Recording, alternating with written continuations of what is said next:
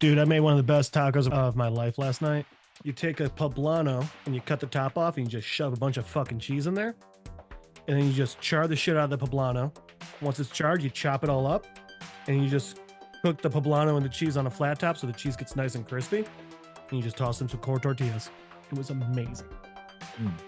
The fuck is poblano? Pepper.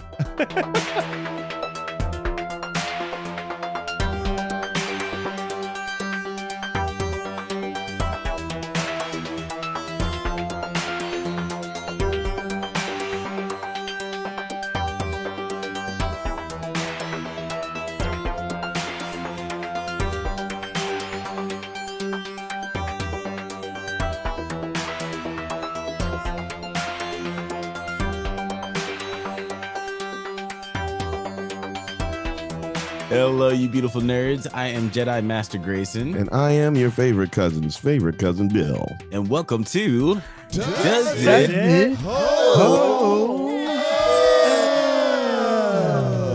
the show where we revisit classic genre films to see if they're as good or as bad as we remember. And we may get drunk while we do it. But, as always, we cannot do it alone, Alex. That is right. We are joined by a special guest to help us determine if this movie stands the test of time.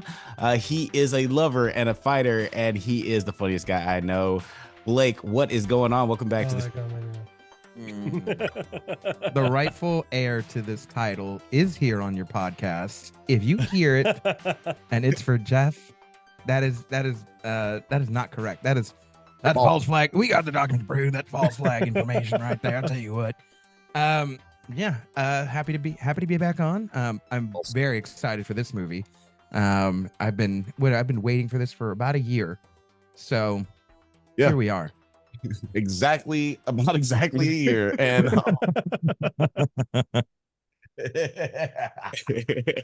and all that other stuff about Jeff being the funniest guy Alex ever known. That's all season 1 stuff. That's all season. It's funny to have you guys both on the show now. It's like right up until right when I was doing the intro, I was like, I don't know what I'm about to say right now. But moving on, he is practically family, but y'all just hate him because he's light skinned. Jeff, what's going on? Not much. I do also like that when introducing Blake, you said we have a special guest for this show. So I guess I'm just another random motherfucker who showed up today, but whatever. Okay, let's talk about one of the best movies of all time. Okay, whatever. You know what? We'll vote on who the special guest is at the end. Put it in the comments. Don't make Who's more special, me or Jeff? You guys vote for it now. vote is that I'm the special guest. He's always here.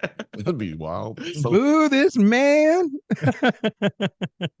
I mean, my vote would be for the poster in the background. Let's be honest. Hello. The real show's behind the curtain. Shout out to all you people who've been commenting about the picture in the back. Love y'all. Y'all the ones keep me going. Love it. Love it. Some dude said, man, y'all wrong for that picture in the back. And then somebody else commented, is like, that's actually a really good movie. You should is it out of pocket or is it okay because we're black? We'll get into those kind of conversations later on in this episode talking about this movie. But Bill, what movie are we talking about today? We are talking about the 1993 kung fu comedy Surf Ninjas. Is it kung fu if it's Japanese? I don't think so. Anyway, I also don't think it's Japanese technically. surf ninjas are Japanese. Ninjas are Therefore, but our main character. All I'm saying is the race is all over the place in this right here. But this is Patu-san. Right, Asia. Wait. We're breaking down the 1993 Surf Ninjas with Leslie Nielsen. I thought we were breaking down 1993 Schindler's List with Liam Neeson. I don't want to do this show anymore. They're pretty interchangeable. Yeah, I don't want to do this. Well, I'm here. I guess I'll stay, but I just want you to know I came under false pretenses now. As long as you've seen the movie, you're good. You're good. Have so many, but you've seen it before. Have so many notes about black and white cinematography. I don't even know what to do with this. I mean, they're both cultural phenomenon comedies, so I don't see an issue. Fantastic. Directed by Neil Israel and starring Ernie Reyes Jr., Ernie Reyes Sr., Ron, it says Ron, That's spell check. Rob Schneider, Tone Loc, and Leslie Nielsen. Oh, and Michelle who? Oh, Kelly. I would also say her sister Kelly's in it. Excuse me, Kelly. He didn't have that written down here, so when I was typing out the names, I was just like, there are so many actually good actors in this. And the last couple times you were just like, why did you put so many people on? People didn't matter. And then this one is actually, I don't know any other, who else other than She's her? fucking Lady Deathstroke. I'm just saying, who else other than her? Adding her to the list that we just went over. Who else is a star in this movie? I just don't know. Like, I think that's it. That's the end of that. I think the sad part is the biggest star is probably Rob Schneider. Actually, yeah, for sure. Yeah. And it's I would say that's not right. Not saying anything bad about Rob Schneider, but people like Ernie Reyes Jr., Tone Loc, these are people that should be more celebrated than they are. Way. But we'll get into it. Yeah, there aren't any rappers that act as good like today. There aren't any rappers today acting as well as Tone Loc Well, did. just because DMX is dead. Facts. Well, you know what? That's a motherfucker. That is facts. I mean, have you ever seen Exit Wounds? That's all I'm going to say. Go ahead, Alex. Go ahead. One of the best songs ever, too. Cradle to the Grave, man. Oh my gosh. Sorry. Bizarre. It's Cradle to the Grave is Bizarre Royale. What's it all for? Fucking awesome rap song set to CKY2K's guitar riff. Oh, I do not remember that song or that movie very much, but I feel like it's going to be a hater. Doesn't hold up. On the board. Put it on the right board. next to Romeo Must Die. Like our and followed by every other oh god, what's the actor's name? Oh, Steven Seagal. Steven Seagal movie ever made. Yes. Oh, I thought you were gonna say Jet Li, but No. The Costas was in that movie, wasn't he? He was in Mark Dacascos played the bad guy in Cradle to the Grave, correct? Yeah, right. Oh man, Jesus Christ! Yeah, that's no, he wasn't in that one. That's going to be our spiritual sequel to the Double Dragon episode. Jesus Christ was in a movie with Mel Gibson. Saw that one. Saw that one. But let's go around the room and let's ask the very important question. Blake, yes, how did you feel when you saw this movie for the first time? I love this. I usually always love this question because I have a solid answer for you. And I'm gonna set the scene. Freestyle King, real quick. The first ever Ninja Turtle movie I had was Ninja Turtles 3, and I think it came out in 1993 as well, like on VHS or whatever. But I had it, and I remember watching it, and because it's a New Line Cinema movie, the preview for Surf Ninjas was ahead of the movie. That was the first time I'd ever seen, like any semblance of like this movie existing. And I was like, dude, this movie looks incredible. And so I've had to have been maybe like 7 or 8. And I remember trying to go to Blockbuster for like a year or 2 looking for this movie. And I guess the Blockbuster only had 1 copy, or they would just always hide the copy because like it was never in. And so I don't think the first time I watched it, I had to have been maybe like 12 or 13. And I think I just ended up buying it because like it was always out of stock. And I watched it and I was just like, this was worth waiting 13 years of my life for. Like this is great. I needed every part of this movie. I needed the cheesy, corny, funny lines. I needed the shitty martial arts here and there and people backflipping out of nowhere just from a little punch. And then I needed all of Leslie Nielsen because like he's just comedic gold. He's just comedic gold. No matter what he does, he's in it. He's in this movie. It's not going to win any awards, but he's still funny. And then, of course, Tone Loc, right? You grow up with Ace Ventura. He's in Ace Ventura. I knew Rob Schneider from, Saturday Night Live, right? It's the Meister. It's a, like everybody knows who Rob Schneider is. So there was a lot of familiarity. And then, of course, by the time of 12 or 13, I had seen Ninja Turtles 2. So I'm like, it's Kino. He's not Italian in this movie. He's ambiguously Asian. So yay. So yeah, lots of good memories from my first time watching it. Yeah, boy. Same. Jeff, how was it for you when you saw this movie for the first time? What did you think of this film? Well, before I talk about the first time I saw this film, I would say, Blake, you're 100% correct because um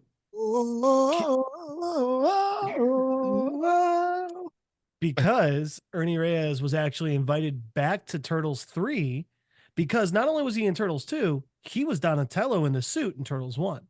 So he was invited back for the third, but had to turn down because he was busy filming Surf Ninjas.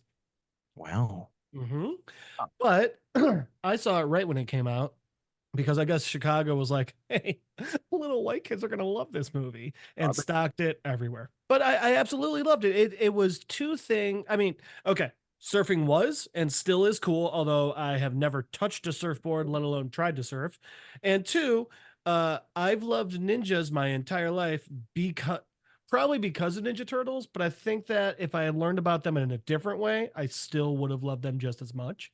But it just took probably the two coolest things in my mind at the time, possibly still, and put them together. I love that you used to say the N-word all the time back in the day. You used to have a lot of ninjas around you. I know. Yeah, I mean, growing up in Chicago, just ninjas everywhere.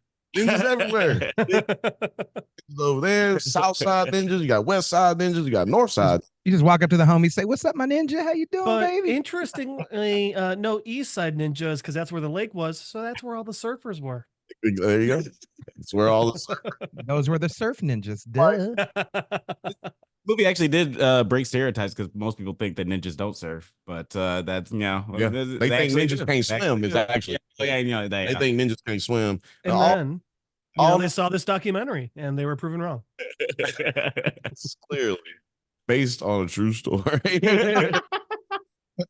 Now that you say that, it does feel like this just from the culture because we talked about this era of movies and like the obsession. I had no idea where you were going with that. I was like, "Say what? What part of that are you trying to? Part of that are you trying to dust it?" No, it's like we talked about like this era of 90s obsession with surfer culture and like people who talk like this, and also ninjas. Obviously, yeah, we talked about a few episodes a few movies on this show about the ninja craze. So it makes sense. Like this kind of does feel like people. Yeah. I'm sorry. That's my last nigga ninja joke. That's my last. I feel like it's not. No, that's it. And also voting, I feel like it's not as well. Like keep it going, I guess. 3 for 3. Was it my second one or my third one? It was my third one, right? Yeah, I think third. Yeah, third feels right. Third feels right. But this does feel like the Cowboys and Aliens of this era was just like, let's just take two things that these kids like and put them together. It was the bro ninja era, right? Like the bro ninja. That's all it was. Because it was white kids always were some sort of ninjas. They white kids want to be three ninjas. They got the young kids now. They want to be surf ninjas. They got the other kids. They're trying to do Ninja Turtles. Is that right? Like how many ninjas everybody need? Everybody's ninjas. They got Beverly Hills Ninja. Beverly Hills Ninja. All the ninjas. And they continued it after this. While it wasn't technically ninjas, that's basically what Power Rangers was. Yeah. Oh shit! Exactly. Yeah. It's space ninjas. What? Space ninjas. And to this movie's credit, it does have a very large it has a lot of Asian people in the main cast and like main characters. Though they do have this for the first time. Fictional. It's like the first. Oh, sorry. I'm going back on mute. Though they do have a fictional country called Papazan, which is actually a funny story. I'm glad. Oh, were you no, I'm glad you did some research. I thought it was Padawan. It's no Patusan. No, it's like a Jedi. Alex is about to bring up some IMDb trivia of his own right now. Apparently, Ernie Reyes Jr. was in a TV show called Sidekicks. Oh. For some reason, they made the country that he was born in was also the fictional country of Patusan. No idea why. Because the Reyes be writing, they be getting. They get a little say on set, because they big dicks in Hollywood. I'm not sure if you guys know this, but in Double Dragon, somewhere in Asia, Patu-san. Son. We're in Asia. Oh my You know god. what? That's From- why everyone was screaming out Kwanzaa dudes when they were dying. From now on, that's like obscurely Asian. Yeah. It's just That's Patu-san. Patu-san. That place I that mean, she's mama's from, Patu-san. I don't mean to, peel back the fourth wall here, but to our fans and people who are friends with and fans of Blake, he actually just got a DNA test back, 12% Patu-sanese. Oh, Patu-san. congratulations. That's it.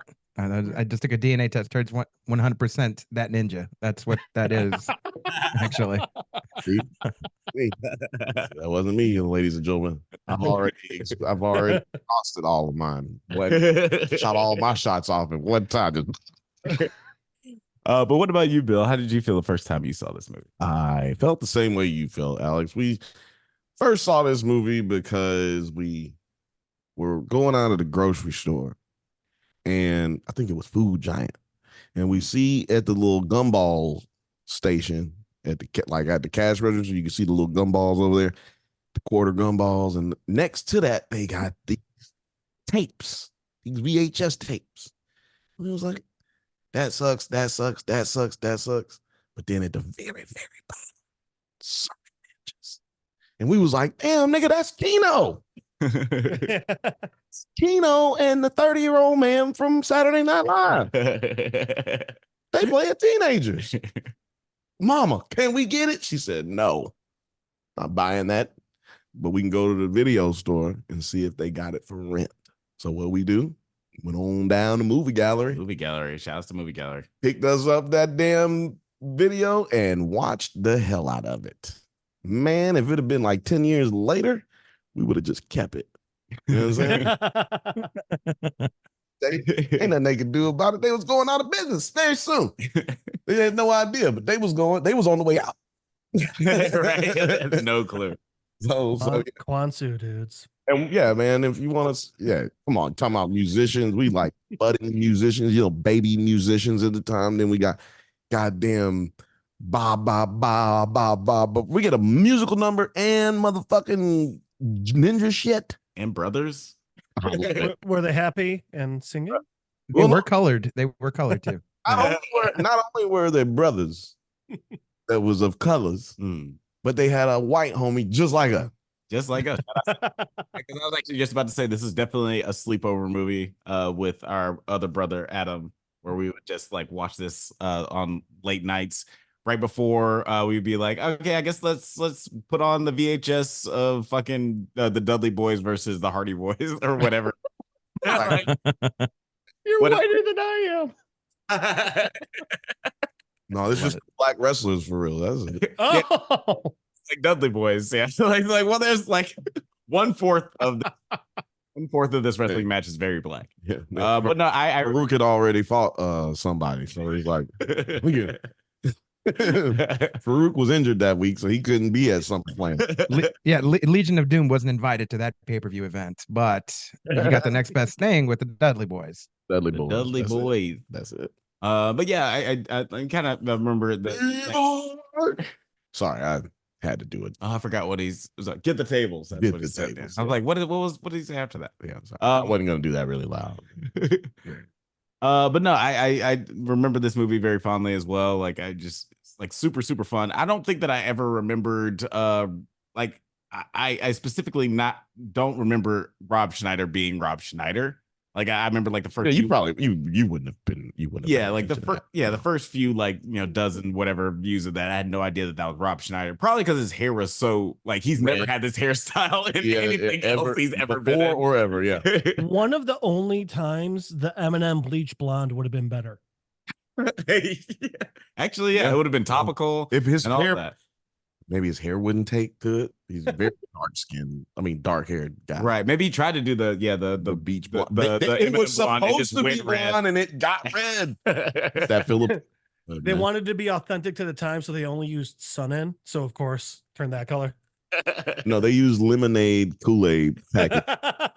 That's just how it came I out. heard this works. So the reception on this movie on Rotten Tomatoes is as follows: 23% critic score, 68% audience score. Is that good? I mean, is that bad? Not good. This is now what it is. See, I messed up that time on purpose because you know what happens? If we get it right, it doesn't sound good. It doesn't sound, it seems like we're doing a bit. If Right. we do it right. They got it right. I will also say it is an exact 5.0 out of 10 on IMDb 5.0 out of 10. with like 5,400 reviews. I'm not gonna lie. We probably wouldn't have even done it if we were going on IMDb rating. Like that's a pretty good rating. It's not bad. It's like 50% people like it. That's about right. That feels about right. Yeah, because you know what, and it doesn't speak to how good the movie is either. Because like you're either gonna like this movie or you're gonna hate this movie. Period. Also, Correct. I should say, I am sorry, I was off a little bit. It was a 5.0, but it was 8,700 reviews. Oh wow. Okay. So just double what I thought. Just half. See, it was half. Say half and then half. We do Tomato. tomato. Rotten Tomatoes, apparently. Yeah. Rotten Hey, Tomato. let me ask you guys a question. So we've done a good amount of these Does It Hold Ups. Mhm. This seems like one of the bigger differences between the critic and audience review to me on Rotten Tomatoes. Can you guys offhand think of any that were bigger? You know what? I feel like there was one that we did recently that It was was like 12%. Yeah. Man, I that's a good question. I feel like we have done one recent. We did Planet of the Apes, but that like both of them were just really low. I think it was like 13 and 32 or something. I wonder why. Yeah.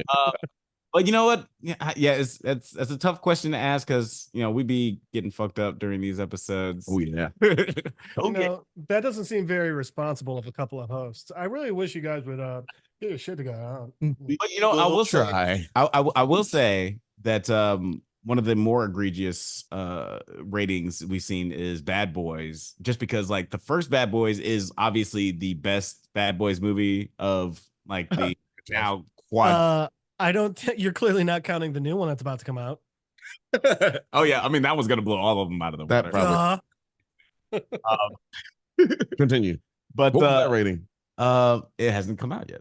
No, the rating. The original. Jesus.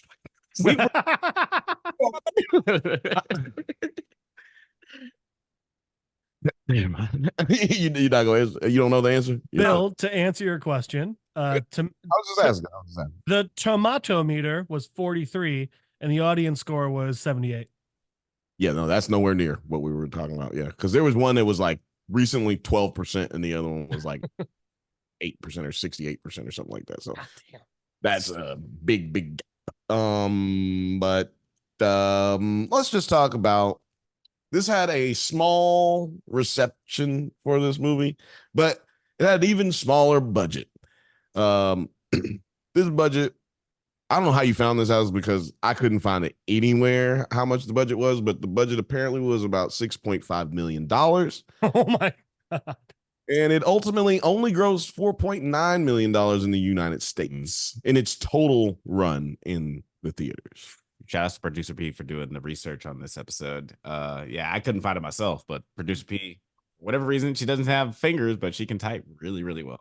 Skills that kills right there. Do you guys know how long they took to shoot this movie? No. 3 months. 5 weeks. What? Weeks? That's not even like a progress report in like grade school. Yeah, I think you time to do a term paper. Then they got to do this movie. That is wild. 5 weeks. In 2 different countries. They shot in LA and Thailand. Yeah, no, that's what I was just about to say is like, And Hawaii. You're trying to make a movie fail when you give them 5 weeks. Like $6 million budget. I guarantee you most of that was because of them trying to do it in such a rush. Like you can't get a crew together in getting a crew together in less than a week is insane. Getting a crew together in 2 weeks is insane. But you had to get a crew together in like less than 24 hours so we can get this shit done for like 5 weeks. I'll say this, but also now that you say that, this does feel like a 5-week movie. Like I'm watching, I'm like, you know what? Feels like a 5-week movie, and I'm not mad at it. Like it knows it's a 5-week movie. It also feels like they could have done this. They could have done this with a lot of other movies that seem like 5-week movies, and you're like, they shot this for 9 months. Bro, this shit is trash. Yeah, sometimes like it's a movie like this, and it was like, this cost $270 million. Like, well, that's what I was saying. Like that to me, that makes this movie a lot better. One, two, it tells me this movie could have been great in the eyes of many.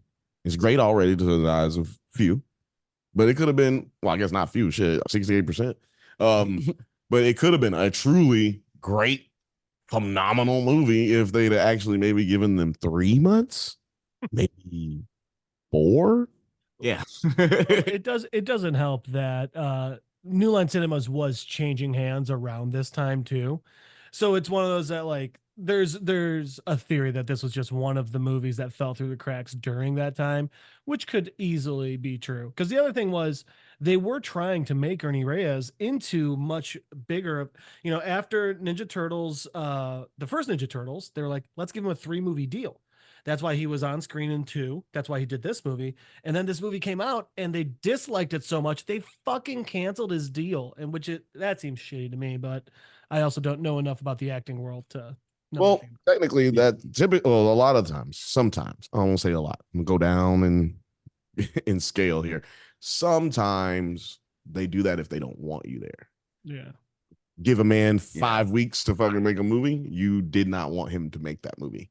That's a secret in the industry, because if you get the budget, you got to use it. And if you get the time, you got to use it. You can't be like, this isn't enough time for me to make a movie. Right. They're like, because they would say, oh, well, okay, well, we was going to give it to somebody else. Same amount of time, same budget. You want to be like, oh, no, I'll take my movie. So yeah, I think there might have been a way to, because think about how much power the Reyes had at this time.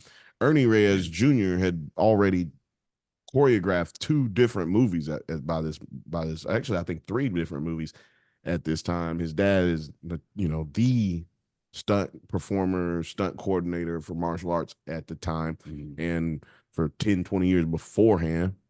Yeah. So yeah, it's I think I know what the one is that was really rated really low and high audience rating really low, which is Ernie Reyes Jr.'s first movie, The Last Dragon. The Last Dragon. Oh yeah, that's another Does It Hold Up episode. So you're talking about like 85, his first movie, 84 or something like that. Yeah, like he's definitely, like, this is definitely a very iconic family. Like it's kind of crazy that the time that they got to work together was on this movie that wasn't super well received and also didn't have the budget that it really needs to succeed. Well, let's talk about that budget. Let's show that. Let's talk about the box office. Let's see what came out the same weekend. What rocked the box office? The Fugitive. Bro, The Fugitive. Yeah. That's what you got to compete against. The Secret Garden was complete trash. I have no idea why anybody went to go watch that movie. Somebody bought it for me for like a Christmas one year, and that movie was just the most boring you were shit. gonna like it. I'm so sorry. I thought you were gonna say, and I broke up with him after that. It was a gift, you dick. That shit was the most trash. It was made for kids. It's a PG movie, and this shit is fucking trash. No kid wants to watch that shit. Give me more Surf Ninjas. Right? Secret Garden. I was a kid that was like, yo, if it looked bad, we're not going to see that. I do remember watching that like in Aftercare though. Like, or no, I used to watch that in Aftercare for sure. And I'm like, it's still trash. I own this movie and it's trash. That I seen in Aftercare that wasn't terrible was fucking Forrest Gump, which also why were they? That's an Aftercare movie? Oh, exactly. Just because of Bama. Seriously, dude. I'll tell you what. The only thing there are 2 things I remember about The Secret Garden. One, the only reason I watched it is it was a family movie night, which means it was PG. And 2, she draws the circle on the floor, and I was like, oh, she's doing the thing from earlier. And my family was like, how did you know? And I was like, Because I watched the shitty movie that we're all sitting in front of. Because I'm watching. This is the 90s. We don't have smartphones. What are you guys doing? What are y'all doing? I would love to see like a child Jeff being like, "This is the '90s." The fuck is wrong with you? Aren't you guys This is the saying 90s. it? But this is an interesting year for movies, and just like this time, like we have so many iconic films: Free Willy, Jurassic Park, The Firm, Sleepless in Seattle. in Seattle, The Last Action Hero, Rookie, Robin Hood Men in Tights. Which week is that and it's for like Robin Hood fourth week? week. Yeah, it's fourth week. Where's the weeks at? They're right. Okay, yeah. to the far Okay, right. so look, Jason Goes to Hell. Great addition to the Friday the 13th franchise. Jesus Christ. Actually, I'm gonna go out on a limb and say this was not a good year for movie. It was the Are you kidding me? Some of these are my favorite movies on earth. This is the lead up to '94, which is the best movie of best year of movies. Yeah. Look, you got a lot of top heavy in here. You know what I mean? That holds up the year. Like The Fugitive and Jurassic Park alone, they're just holding up the 1993 by itself. Hot damn. Because if it was a good movie year, there's no way the first week it's at 13 in the entire year. You see what I'm just this is for this weekend. Also, interestingly, it's 2 above Rookie of the Year. Ninjas. Yeah. It was the 7th week. It doesn't matter. It shouldn't. I'm just saying, as bad as it was reviewed, as low as the budget was, it has no business being at number 13 on its first weekend with all of these other movies. Yeah, and maybe that's a good point, Cousin Hater. I'm sorry. Now I just really have to watch Manhattan Murder Mystery. I feel like that's a Woody Allen movie. It's actually on my list to watch. I was about to say apparently movie that Blake is going to cover soon. Yeah, apparently I only saw the preview, but apparently like it was like it I don't know, like people didn't like Woody Allen at this point, and he was still making movies, and they're like, bro, don't do that no more, okay? Like, just stop that. Oh yeah, they like him so much better now. Blake, I'm sorry. Did Woody Allen do a whodunit? Yeah, it's not it's a murder mystery. Like I mean, kind of whodunit-ish, but it's definitely more of just to give you a quick rundown. Not that anybody cares. Like, did the neighbor? It's essentially, did the neighbor kill his wife or not? And you're sort of trying to figure it out. That's what the movie is. I'll just watch the Simpsons episode. He did it. He did it. Don't worry about it. I'll tell you, he did it. He married her. You know he did it. Oh, it's a different movie. That's a different movie. That's a different movie. Different Art imitating life. In case you guys have not seen this iconic 1993 film, the plot is 2 boys learn from a mysterious warrior that they are the heirs to the throne of Patusan and set out to overthrow Patusan. And they set out to overthrow the current monarchy. Now, what did you guys think of like the monarchy? Really, that Woody Allen movie sounds very. I was going to say something I watched. I now want to watch Manhattan Murder Mystery after hearing this encompassing statement. Now, I almost did that to him too, but I just let him finish. Yeah, if you guys don't know, that Manhattan Murder Mystery is exclusively on Patusan. What did you guys think of the story in this film? Blake, I'll let you go first.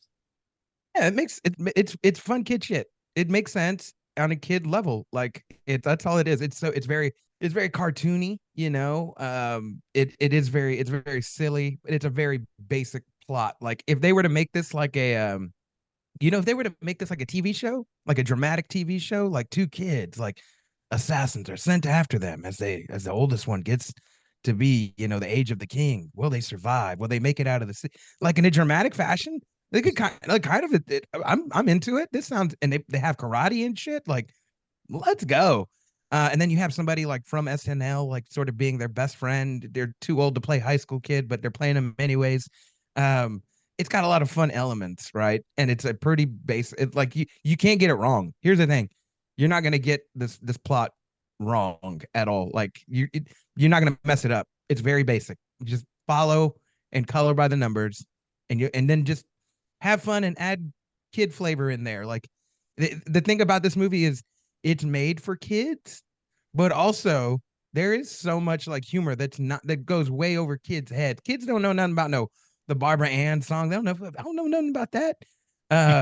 They don't, they don't know nothing about the when what's his name says, oh, you're smoking. You should take the patch. Kids don't know nothing about no patch or no Yeah. smoking and nothing like that. The Most kids are pretty unfamiliar with Tone Loc. patch. What you talking about?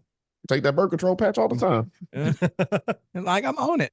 But yeah, I think there's just a lot of, and then even when Kelly Hu, when she's like telling like the soldiers, she's like, oh, hey, come over here. And she says something in whatever Patuanese to him, and they follow her in the bushes. That's sex. That's sex. They're trying to sell sex, and it's a kids. There's Playboys. There's a Playboy. Like homeboys looking at Playboys. There's a kids. And those were great issues too. I don't know if it's a kid Actually, you movie know what? so much as it is a teenage film. And yeah, it's definitely like a teenage. It's like very in the teenage 90s teenage. 90s teenage. Yeah, Teenage Mutant Ninja Surf. Yeah. Well, if you think about it, this is the YA, the young adult novel story. It is the, hey, unassuming kid. Maybe they're not the most popular, or like, oh, you're not that good at school. But you might be a little cool. And then destiny thrusts this journey upon you. You're more than you thought you were. Now you have to go out. You have special powers. I mean, it's Twilight. It's Percy Jackson and the Lightning Thief.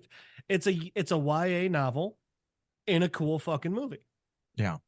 And also too, I mean, the reason that they have the little brother in the movie, and specifically with his Game Gear, that is every kid who was that age, right? Like between 8 to 11, like they need somebody to relate to in the movie. They're like, 100%. That's me. Like I can't fight like the other, but like I have a Game Gear. Like maybe I can foretell the future with my video game or whatever the heck. So yeah, it's very geared toward kids. 8 to 13, we'll say, is a target audience, but there's so much that goes over their head. And it's like, if an adult were to watch this movie and take their kids, they'd probably have a fun time with it. Like I'd want to interview somebody who took their kids and be like, what did you think about this? Like, it's silly humor, but like, did you laugh? Our mom liked it. Our mom watched it with us. Like we said, when we watched it for the first time, I think that's the best way for you to get an understanding of how things go. Because Tone Loc's clearly put in here not for kids. Like he's to entertain us. Yeah, he's clear to entertain adults, right? Like that's what that is. I feel like that's something that it also felt like kids' movies lost, because that was one of the big things about Shrek, Toy Story, was like, oh, this is a movie that parents will enjoy taking their kids to as well. Right. Well, it's a tightrope to walk. Well, hold on. As a person who's had to watch a lot of kid movies over the last, Bluey kicks ass, man. I get you. Because of my son, I've had to watch a lot of fucking kids movies the last 11, 12 years. And the problem has not been that they don't make them for parents to enjoy, because like, they give those same jokes. They got those same like vibes. The movies aren't good. So it's like, even for kids, like if I can play one of those Disney movies from the 70s in the 60s, and kids will watch that shit be extremely attentive. Mm-hmm. But once they get to a certain age, they can't watch the ones that are out now, like that have been coming out the last 12, 14, 15 years. Nobody's sitting down and watching those, right? Because I've aged out. But you can't age out of certain movies because, like Jeff was saying, they're made for the adult as much as they were for the kid. And like Blake brought up, you had the little kid. You have characters in there that people of all walks of life can identify with. You got adults for the adult. You got was it Chat? What was it? Chaz? Ernie Reyes Sr.'s character. He's in there as the guy. Patch. He's in there to be like, I gotta deal with these fucking kids, man. Kids. Then he's the babysitter. You got the white guy, the token. He's a token white guy. You got the main guy, the cute guy, the heartthrob, the slick guy, the cool guy, right? Then you got his little brother. You know what I'm saying? Gotta have a little brother. Yeah. He's like, man, I just want to drive. You gotta have those jokes. I just want to drive, man. Just fucking drive, man. Ben's trying to hold me down. Yeah. Like, cutest little kid can't really act that well. Man, he was Yeah, hashtag kill little kid. a little bit more in the budget for like a kid actor who could act well. Yeah, he had a couple moments where I was like, okay, he's pretty good, but like on the whole, I wasn't a huge fan of Alex, the Game Gear acted better than he did. I ain't gonna lie. I did not hate him when I first saw this movie.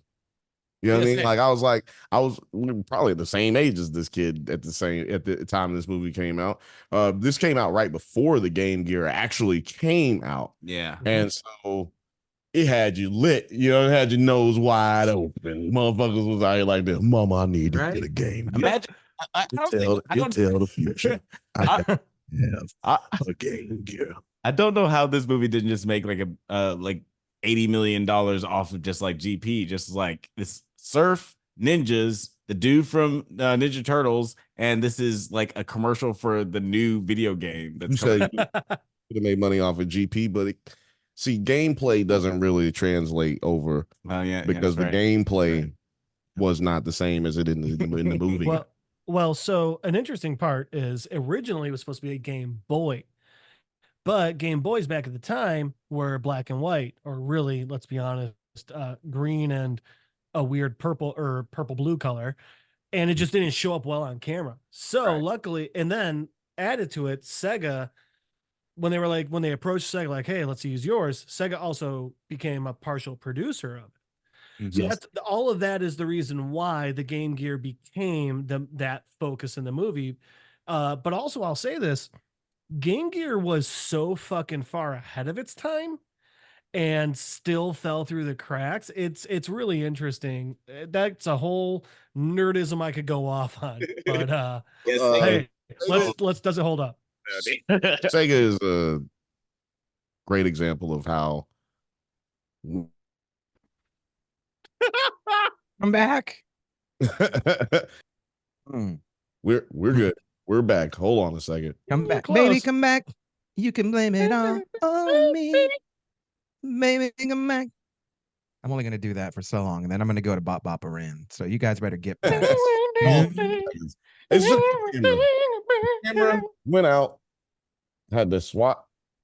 While we're doing this, I have a few questions that I want to ask the group. First of all, yes, that is Jackie Robinson's number. How did you know I was going to ask that question? Skills. Second of all, I have a few questions about this movie, and I'm just going to lay them out here. This feels like an appropriate time to do it. First of all, beginning of the movie, why does Zach wear his hat over his jacket hoodie? That seems really weird. Why wouldn't you just put the hat on and then the jacket over the hat? I was very confused about that costume Clearly, you have not been trained in Patusan espionage. Okay. Well, you learn new things every day. Also, why did they say wipeout when they see black people when they're motor surfing? I have a big question about that. Rewatch that scene and you'll see what I mean. Also, do we know why Leslie Nielsen wants to be a samurai so bad? I want that backstory. I want a prequel, and I want to find out why. That one actually deleted scene. While he didn't have the current Shogun show, he did read the book. Oh, okay. Nice. All right. Makes sense. Also, why does everyone have the same headband if they're only for warrior prince? Right? Is everybody just a warrior prince? That's very confusing to me. Do you remember the end of Mean Girls where she gives shares the crown with everyone? Same thing. Okay. Perfect. Why does Chi even attack in the first place? Like this nation seemed very peaceful, and if they were at war, I need a backstory of why they were at war for sure. I'll give you that one. That's a mystery. Yeah, perfect. Yeah. Also, why does he have his one side of his face is robotic, but the opposite arm is robotic? Like, wouldn't you expect the same side of the body to be all robotic? To answer that one, smashed? I would need to know the average length of an elephant's gait. That sounded dirty, what you just said, sir. Hey girl, hey. It wasn't. It was not dirty. You need to see the elephant's gait. Now, hold on. You need to see. Say that one more time. By the way, if you ever want to see the cutest thing on earth, look up baby elephant drinking, because they don't know how to use their trunks, so they literally just drop to all fours and face plant into a puddle. It's fucking adorable. That is hilarious. That's the more you know. That's instinct. Collide. We need that star cutaway so bad. Yes, seriously. Oh, Well, you know, I'm gonna get the audio drop. I'm sorry I banged this thing and fucked up the video earlier. I loved those questions. I am cool with it. Those were great Blake, questions. do you have any I was more? just upset that I couldn't answer any of them on time with the jokes. No, that was mainly it. I will say this: the staircase bit was funny when the guy goes down, and then he comes back out and he goes. It reminded me very much of "I'm gonna get you, sucker." When they're like, do you want to go out the window or out down the stairs? And like, we'll take the stairs, right? And they just sort of roll themselves down the stairs because they've just gotten thrown down so many times. So I don't remember if I had thought that. I doubt it. Ace Ventura 2 came out well after this, right? Yes. Because either way, when I think back on either bit, this one and the Slinky bit from the beginning of Ace Ventura 2. Oh yeah. That's a good one. Right. Also, watch the fight scenes close. My last note: watch the fight scenes close. It's very funny to see that the bad guys are not knocked out. Instead, they get up and just run away, and it's hilarious. Like I'm watching this, and I'm like, this is hilarious. It's very Batman-esque. Which scene were you talking about? Sorry. Yes. Like just you could fast forward to the one where they're fighting in the restaurant, even, and they're just like when they're fighting, and the bad guys when they get knocked down. They just get up and run away. That's it. That's all they do. And I thought it was hilarious. Dope. Sorry. This might be the right time to say what I think is the funniest part of the entire fucking movie. Go for it. Which is when they're in the car chase and Rob Schneider throws an unlit dynamite stick at people. Mm-hmm. Pretty good moment. That's a pretty good. Right?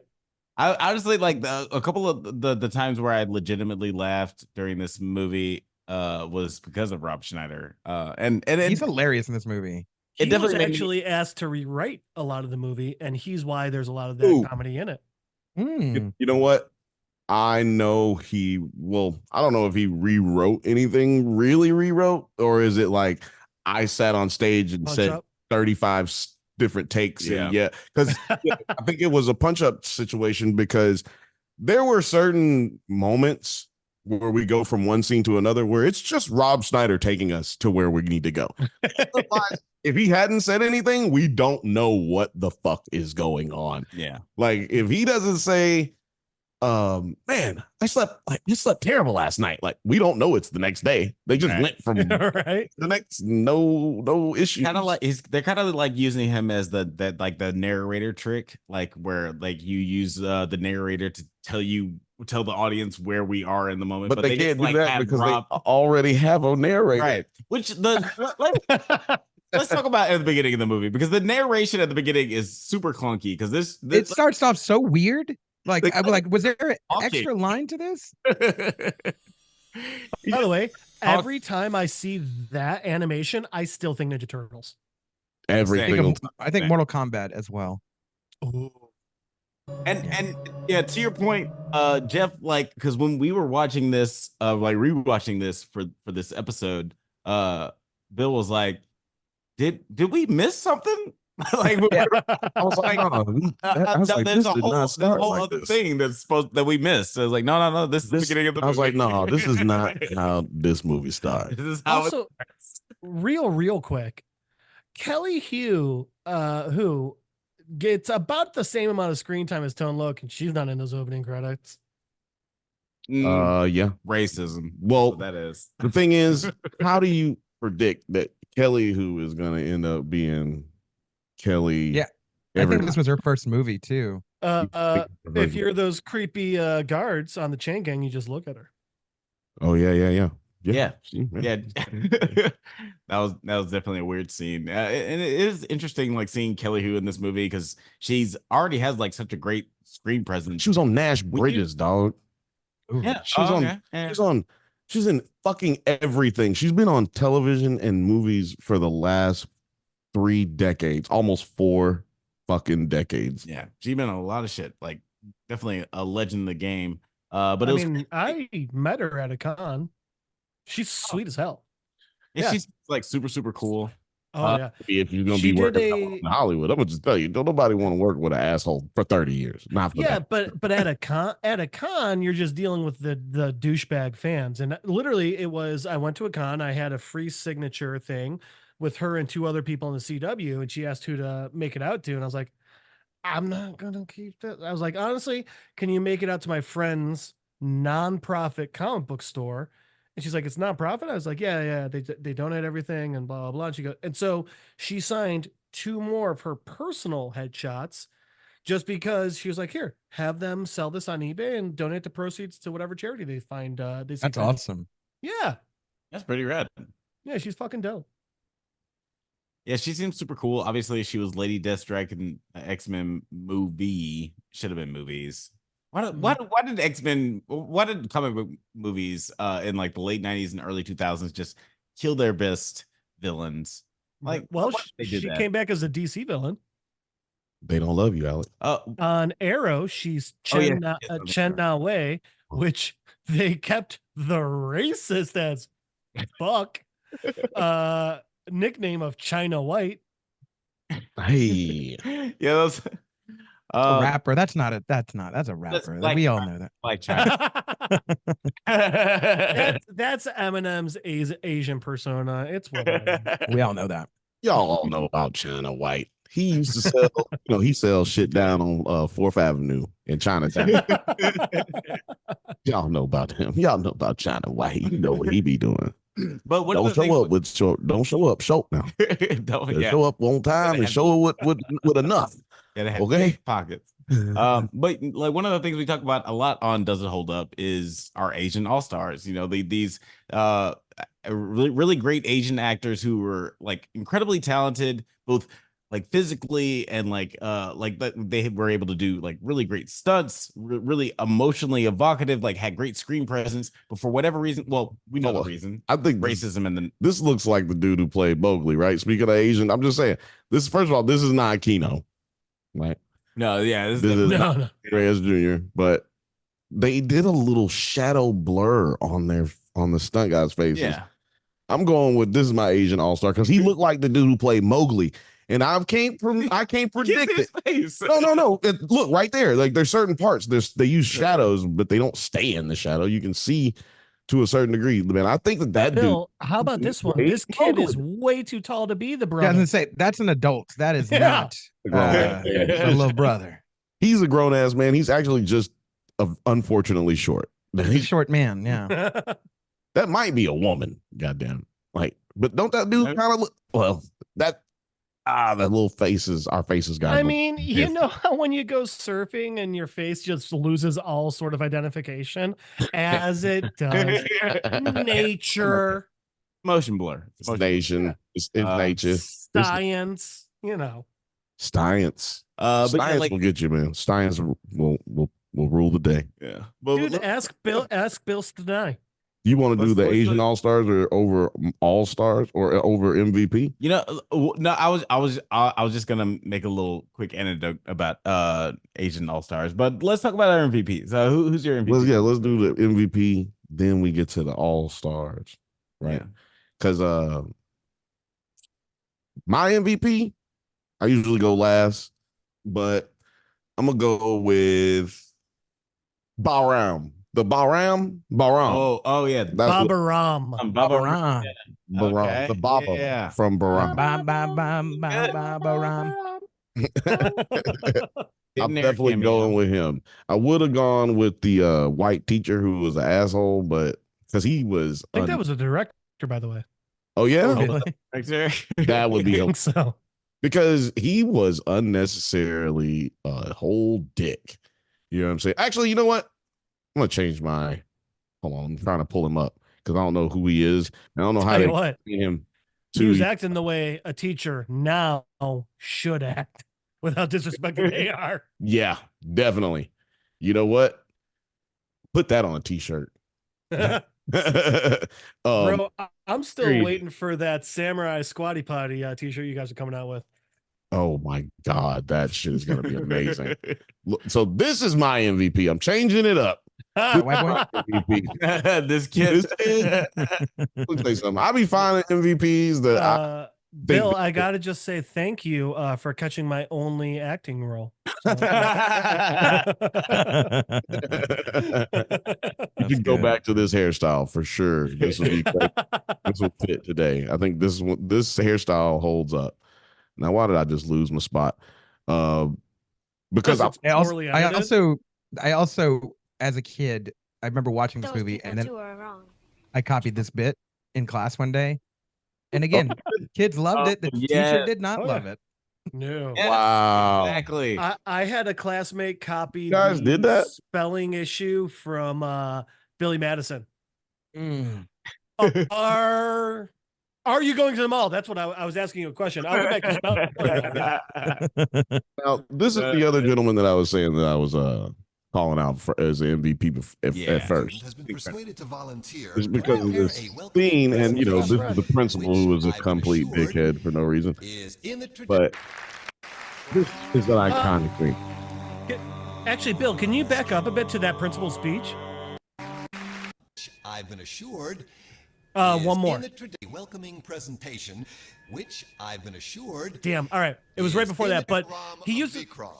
An Asian American student has been persuaded to volunteer and persuaded. A welcoming presentation. Yes, persuaded to volunteer. He didn't want to do this. We're making him do this. Well, you know, what it means is he did some. That. What it means is he did some fucked up shit. Yeah, right. And for us to not kick his ass out of school and press charges, we've decided to.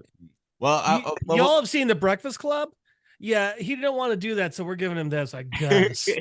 just to set up this scene, like we did earlier in this movie, Ernie Reyes Jr.'s character does say that he's like unprepared for this moment. Like there's this what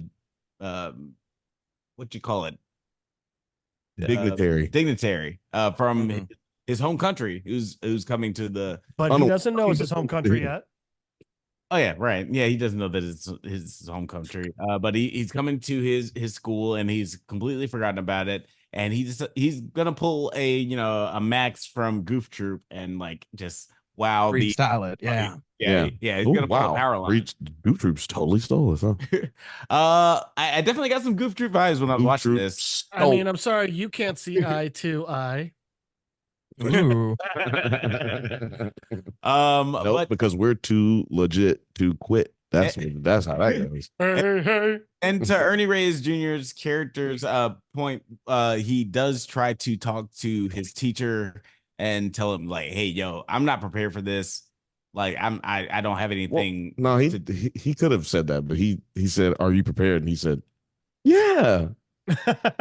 Fine. Oh, does he? Yeah. Okay. Yeah, and then he leaves, and then the teacher leaves and is like, I got nothing. Exactly. Which he does several times in this movie. It's his catchphrase, basically. I felt like that's like catchphrase is, I got nothing.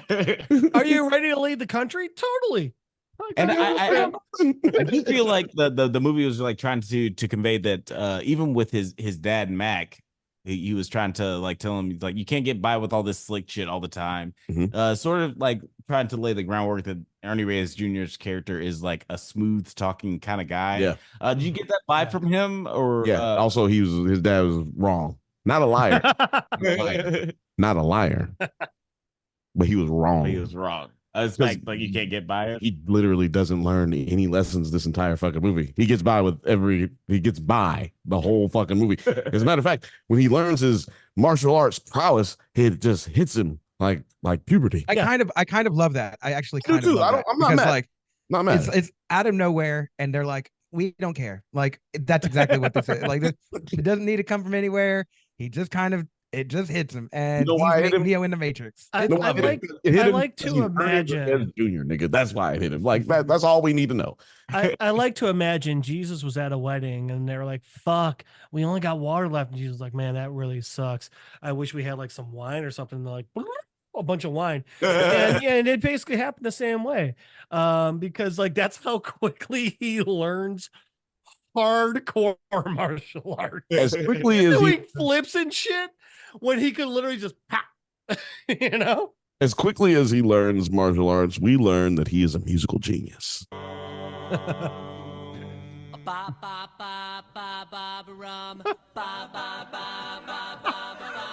That is a man that is transfixed. This man is innovating.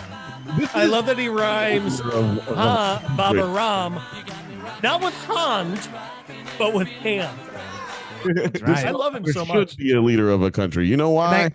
Because he's sitting here. Well, who comes up with shit this quickly? And also, he got the spirit. Look at this motherfucker right here. Goddamn. And also, all of the kids are clapping. Like they're all into this. Oh, yeah. They love the Baba Ram. And also, I don't. It's just so much going on. Everybody being into it. I'm with it. I love it. But also, man, why are they so into this song? Well, because it's California and the Beach Boys. That's why. man. Yeah, it's definitely a feel good song. And I was gonna say, why don't they love this? Why wouldn't I'll say this. This was the first Beach Boy song I ever knew, and I was obnoxiously singing it. After this fucking movie. I didn't know who it was till like 12 years later. Didn't know. I didn't know it was till 4 hours earlier than this podcast. I didn't know who sang this song. I'm like, they're one hit wonders, right? They come and go, right? These bands, right? Like, ugh. And then I was watching a breakdown. They're like, oh yeah, they sing the Beach Boy songs. I'm like, what Beach Boy song? There's no Beach Boy song. Y'all are crazy. They didn't say Kokomo in the entire fucking movie. Yeah, I forget that they're from here. Yeah, like, and because sorry, I mean Beach Boys. Yeah, I forget. Oh no, yeah. When you said here, I forget you weren't talking about Austin. So, yeah, Los Angeles. They're from Los Angeles, and the movie was filmed in Los Angeles. Santa Monica is where they was living at specifically. Also, by the way, the Beach Boys, way more popular and made way more money than I thought. Well done, guys. Yeah, that's how you do. Look, I just put one and two together real quick. Asian people love the Beach Boys. We saw this in Rush Hour, right? Because Jackie Chan goes into the radio, he puts on the Beach Boys, great American music, and then Chris Tucker not having that radio. Shit. Yeah, never touch that radio, man. Oh yeah, no, that's it's a fact that if you were born at a certain period of time around the world, all you know is whiteness. And all you love is whiteness, because we're talking about Elvis, the Beach Boys, guys who take from Little Richard and Chuck Berry. I mean, it's guys referred who to, came out like 10 years before, it's like that. It's referred to now as Asian and Pacific Islanders, and that's all Pacific Ocean. You know what? That's weird, right? We're the wrong group of people to be talking about whether or not it should be called Asia and Pacific Islanders. Whoa. Let's wait till I get my DNA test back, and then we'll determine. But yeah, Alex, who is your MVP? And then I'm gonna get Jeff and Blake's real quick. You can go real quick. I was very close to making Tone Loc my MVP of this movie. But I just think that he's as my underrated person of the 90s overall. Okay, yeah. Like I wanted to make him my MVP just because I want so much for him. But I think that Ernie Reyes Jr. is my MVP of this. Like, he's so good. Like, under a different director, I feel like this movie could have been like so much better. Like, just like sort of building off of his like just inherent star power and his screen presence. But like, man, like he makes this movie. Like, there's so much about this movie that could have been so disappointing, but he carries it so much. And his hair, like, come on. This is like top 10. I mean, come on, that hair. Top 3 doesn't hold up hairstyles. Right? Just look at this hair. I mean, Quan Su, dude. Quan Su, dude. Are we all thinking of the exact moment during this speech when he does his hair flip? Oh, he's got some Loki hair flips in this. He does hair flips the whole scene. It's great. I'm gonna play this scene because this speaks to everything that you just said, and then I'm gonna get Jeff's MVP, Jeff, and then Blake, because this speaks to everything that you just said. I'm not trying to go back too.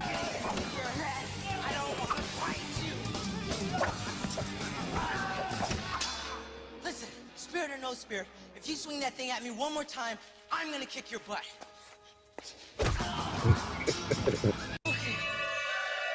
I'll kind of skip a little bit. Yep. Okay. Oh, this bit right here. This bit I right love here this was bit. it's so great. So good. I'm pausing, Jesus. Oh man. So yeah, it just speaks to, his charisma. Gray hair, I agree. He's also, doing all the stunts, like, he's getting his ass whooped by his dad, by the way. That's got an amazing moment. Yeah, that's gotta be first time they ever got the chance to do that. And it was the first time they got a chance to do it, and it was the only time they got a chance to do it. But yeah, man, everything right there. It's all right there. It's all packaged into one little tight 13 seconds, 14 seconds. But Jeff, who is your MVP of this movie? All right, so this is a rare one, because it's the first time where I would say my MVP as a kid is the same as an adult, and it's just, I think we can kind of all actually agree it's Rob Schneider. No,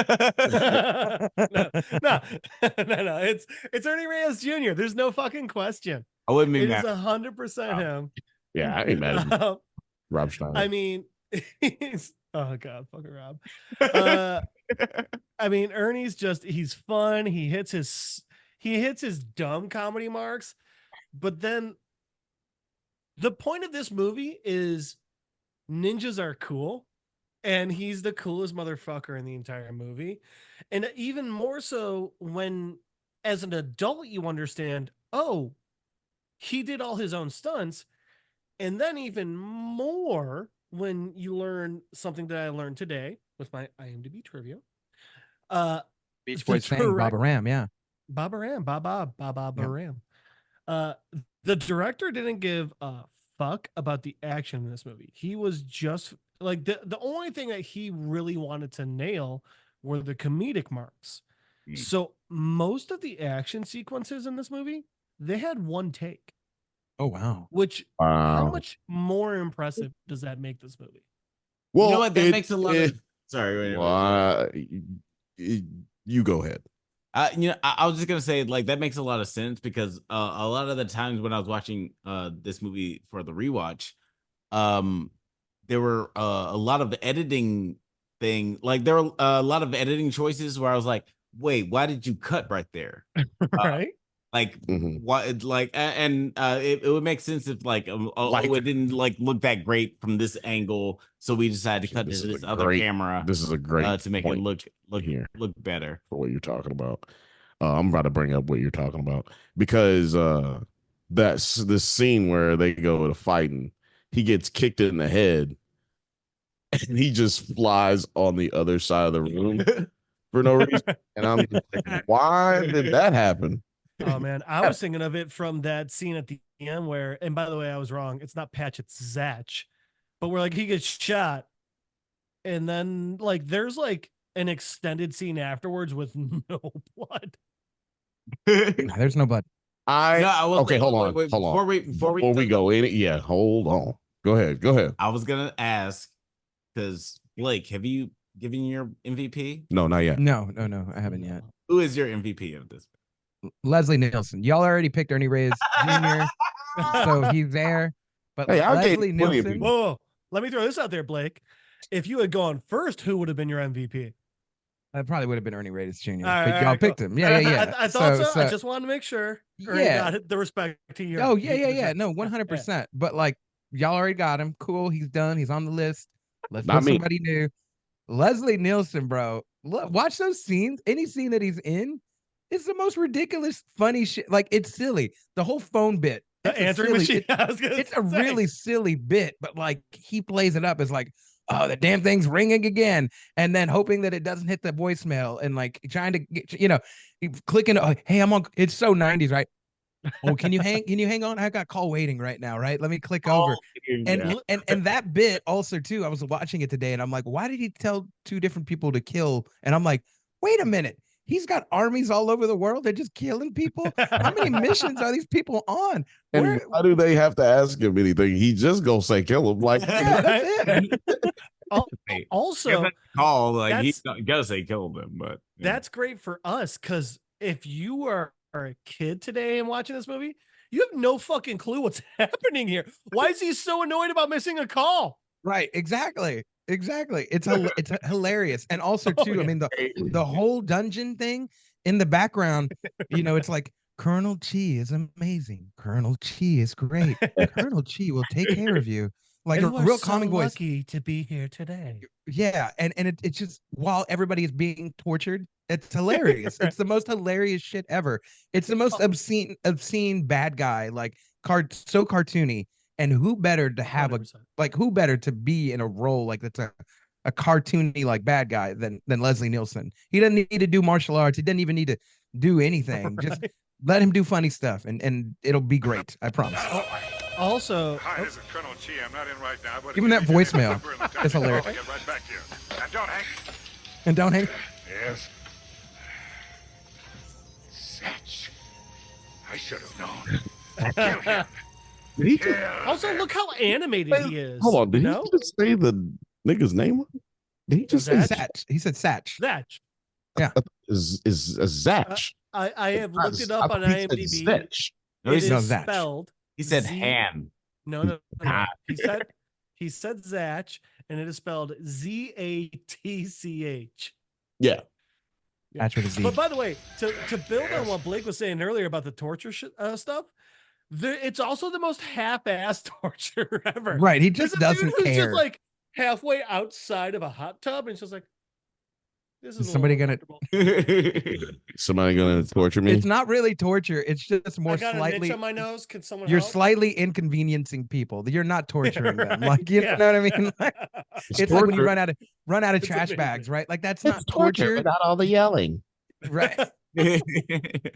You're just slightly inconvenienced. And then also Right? too, the whole point, he has this half metal mask. He has this like what I can only describe as like a phone sort of Bluetooth sort of little line coming out. Spears Never- microphone is what I call it. My man never uses it. Never does he Yeah. use it. It That's is the He's literally- wildest thing. He's got that attached right here while he is literally picking up A and motherfucker. talking in a phone right. Right. No, what y'all don't realize is I'm so that- glad you what brought y'all that don't up. realize is that thing is for so if someone gets lost, you can then find them. You have to make announcements. He has to make announcements. That's Wait, the bad guy Bill, announcements. That's yeah. it. That's even better because then that makes me think that all those announcements in the torture chamber are actually him making those announcements, but between him saying them and them getting broadcast over the speaker, it switched to like a soothing female voice. Yeah. it's AI before AI. I am This movie was years ahead of its time. So, I mean, actually, it really was, but continue. I'm curious. I'm curious what you guys thought about this, because one of the things I thought about when watching rewatching this movie with Leslie Nielsen, he's such a like a tongue-in-cheek, like over the top kind of actor. More tongue in cheek. Kind of over the top actor. I'm surprised that the fact that he was a white dude named General Chi wasn't one of the jokes in this. They Like, didn't talk about like it. they Never don't- ever. they don't address that at all. But like, I was kind of, You know why? That'd be kind of one of the jokes. You know why? Because it would be about 20 years later before white people would stop playing Asians in movies. Actually, it'd be longer than that. Thank you, Emma David Stone. Carradine. Thank you, Emma Stone. There was a David I was going to Carradine- say, and 10 years after that, before people were like, maybe we should stop. Yeah. And yes, David Carradine there's a David Carradine joke by Rob Schneider in this movie, which Yeah. is absolutely hilarious. Yeah, it's pretty out on the nose. Let me go. I'm gonna play this Ernie Reyes clip, and then we're not gonna talk about Ernie anymore, at least on this Well, that's a lie. scale. Because I do want to get to the other characters before we get up out of here. Because we run through the other characters real quick. Because there's a lot of people in this. Yeah. Oop. So many icons. By What's the up? way, while you're playing this, I'm just going to say, like, Jackie Chan level, using the environment and everything, you know? Yep. Oh yeah. This is what I was talking about earlier. The minutes, like, boom! Oh my God! He kicked this dude in the forehead and his entire body But that's one of the things I talk flew about, on like the other side of the room. when it I comes. love the kendo masks, by the way. Oh yeah. Yeah. One of the things I talk about, like with like fencing. like directors who know how to shoot certain things, because Ernie Reyes Jr. and Ernie Reyes Sr. are obviously like legends in the game as far as like stunt coordination and fight choreography. And You need Alex, a good director to like be able to. Yeah, they were taking advantage of the fact that they had the two best stunt performers in the game at the time. And they were in the past 2 decades. And so they were taking advantage of that clearly because they said, we don't need to worry about 100%. we don't need to worry about all that stuff. Just like they take advantage of sound. The only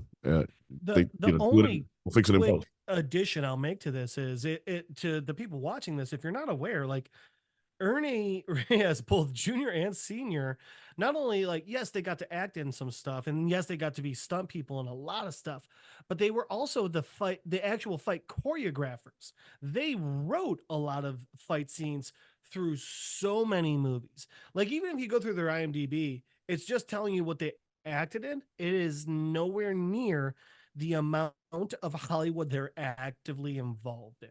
Yes, correct. I mean, my mom knew who they were. You understand what I'm saying? Like that, right? Like my mom can't tell you who.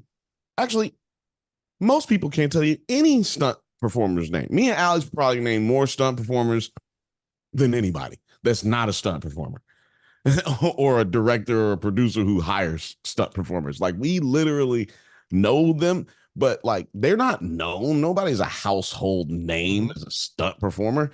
But here's a quick example. Stunt performer died on the shooting of Deadpool 2. It was very common knowledge and news. I don't know her name. Yeah, you want to hear something crazy? We did that interview yesterday, and we asked her about what's the craziest injury you've heard of, and she told us about somebody who lost their arm. In the moment, we did not know who the fuck she was. Now we acted like we knew who she was talking about because she made it seem like it was just like, hey, everybody knows about this. You guys didn't watch the Tiger King docuseries? Man, only person I know. I don't even want to say the person's name because I'm like, yo, I don't want to be disrespectful because I still haven't looked up what it is. By the time this comes out, I will know who that person is. Yeah, I'll take all this out. That's probably a good call. I realized while I was saying it, that was a bad idea. Hang on a second. 3, 2, 1. So stunt performers are so important. I mean, Jason Statham is actually one of the mainstream actors who's been really pushing for stunt performers to actually start getting awards at Oscars, and I think he's absolutely right. I'm not gonna be upset about that. At least a Golden Globe. God damn. Right? Give him some. What we've talked about Dan Snyder a little bit. So I'm not going to go harp on him, but let's just talk about Tone Loki. But I mean, have we talked about Rob Schneider at all? What did I say? You said Dan Snyder. Dan Snyder. I've been doing that the last. Which is hilarious. It's like, why are we? I mean, I'm okay with going there, I guess, but what does this have to do with surfing and ninjas? It gets even better because that's one of my fraternity brothers from college. Oh no! So Dan, how you doing? But not the Dan Snyder, guys. Not the Dan Snyder. I do like the pivot to Tone Loc because he is one of those character actors who like was sort of primed to be like just like that guy. Like he has such a great voice. He could have pivoted and like made an incredible career in voice acting, but he was everything I've seen him in, he gets the fucking role. He gets the character perfectly. By the way, I'm actually going to take back something I said earlier. Tone Loc has the funniest part in this movie. I swallow it every Tuesday. Swallow it every Tuesday. Hilarious. Or brothers don't surf. That was right? like I love the stereotypical racism in this movie. This is great, actually. And then he doubled down. He goes, "Man, I get back to California, they're all gonna fucking mock me." Yeah, come on. Yeah.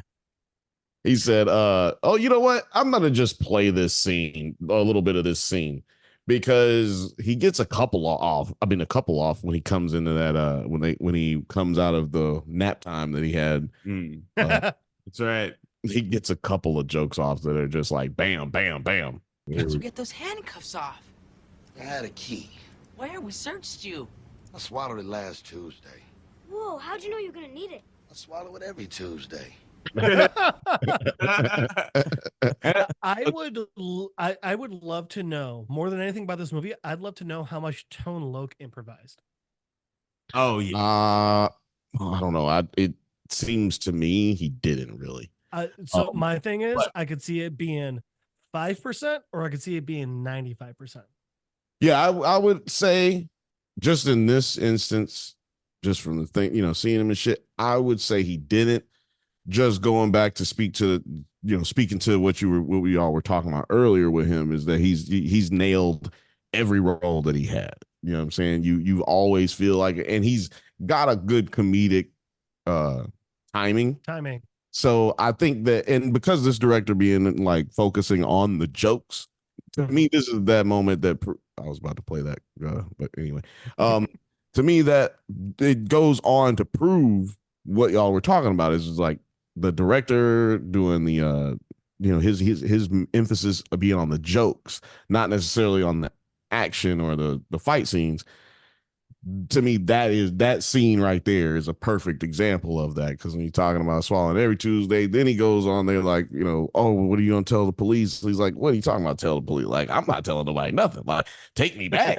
Don't take me back. The vacation is 7 weeks. I mean, he said 7 years.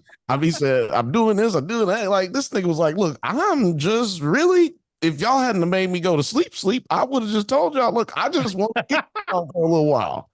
You know what I'm saying? I didn't actually plan on leaving. Like, I don't give a shit about your well-being. I want to be on the fucking boat. He's like, look, I figured y'all were good. Y'all with this little Chinese dude that's kicking people's ass. Like, he's part of mine. I was like, no, well, whatever. I just want to get the hell out of Dodge. You know what I'm saying? LA is crazy, man. He's an LAPD detective. Like, come on, man. You got to get the fuck out of here. Also, an LA detective in the 90s. Exactly, man. Look, this is 93. The riots just happened. Nigga, I'm gone. I'm getting the fuck out of here. That's crazy. We talked about Kelly, but I just want to get to this fucking fight scene before we get out of here. The ending. First of all, our ninjas aren't really good at being ninjas, right? They you see them do everything that they do. By the way, good call out by Rob Schneider when he's like, yeah, baby blue camo, really blending in, guy. Which is exactly why I think a lot of what he wrote was on set. Because also, by the way, just making fun of the movie as it goes along. He's just talking shit the whole time. It's great. Also, I will say, I think no one will be surprised. Those were the same costumes. And I don't mean like design, the exact costumes they used in Street Fighter. This is Street Fighter. This is Street Fighter military. Yeah. That's exactly what it is. That's like, they probably smell like the same nigga and shit. Like, it was the same costume designer. And she was like, I mean, like, I can't spend more money on this fucking shit. I've got a whole bunch of costumes left over. I love stories like that, apparently the 90s Super Mario movie where they had like the big metal feet shoes. Oh yeah. I think you mean the boots that is in every fucking Mario game. Why are you so weird? Oh yeah, of course they're in every Mario game. But they were like put in a storage facility for a long time, and then they were repurposed in the Face Off movie. Those are the boots. They're in the Face Off. The magnet boots. Yeah, in the dude, Hollywood. All right. Jeez. Can I go off on a tangent that I would argue will pay off very soon here? Please. Yeah, go ahead. You're gonna do it anyways, but yeah, go.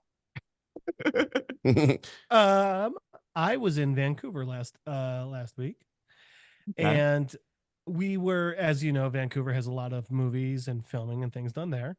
And one of my coworkers saw a celebrity staying at the same hotel as us, and I go, dude, no way, tell me the celebrity. And he goes, I don't know if you'll know him. You know what? Let me show you a picture. And he shows me a picture on his phone. It was fucking John Leguizamo. And I was like, do you think I would know the name?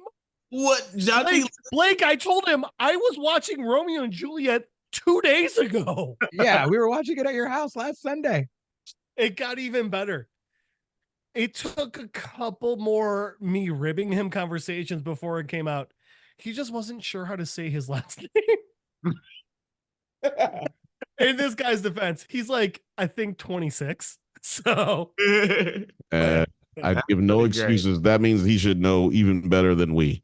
I was gonna say racism has no age limit. Listen, if you're racist, you don't know how to say Leguizamo, you need to rewind your mind. That's all I'm saying. He's a real sweet kid.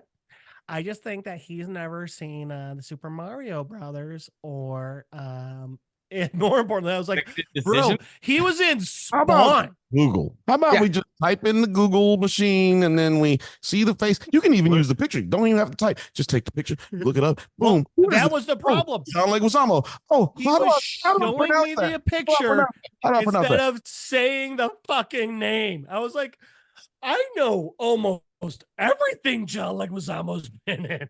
Yeah, that was funny. I was having I'm saying deep he didn't know conversation with a very good friend about how underrated John Leguizamo is in Hollywood. I just don't understand not knowing how to pronounce a name. I mean, like, you know what I mean? Like, or not. In his defense, you Google he's Canadian, and Google just got to Canada like a year and a half ago. You know what? I used to know a girl who really did say Canada on purpose. Like that's how she thought. So anyway, I know it was a tangent, but we brought up Super Mario Brothers, and I had to say it. It's very important. And that's a future Hold Up episode. Plus, if you're watching here right now and you're wondering, like, hey, what's another good doesn't hold up to watch? Spawn. I watch Spawn. You're just saying that because you're on that episode. I sure am. Yeah, let's talk about this final scene in the movie. You know, like the Reyes boys and make it back to Patusan, Adam and Johnny.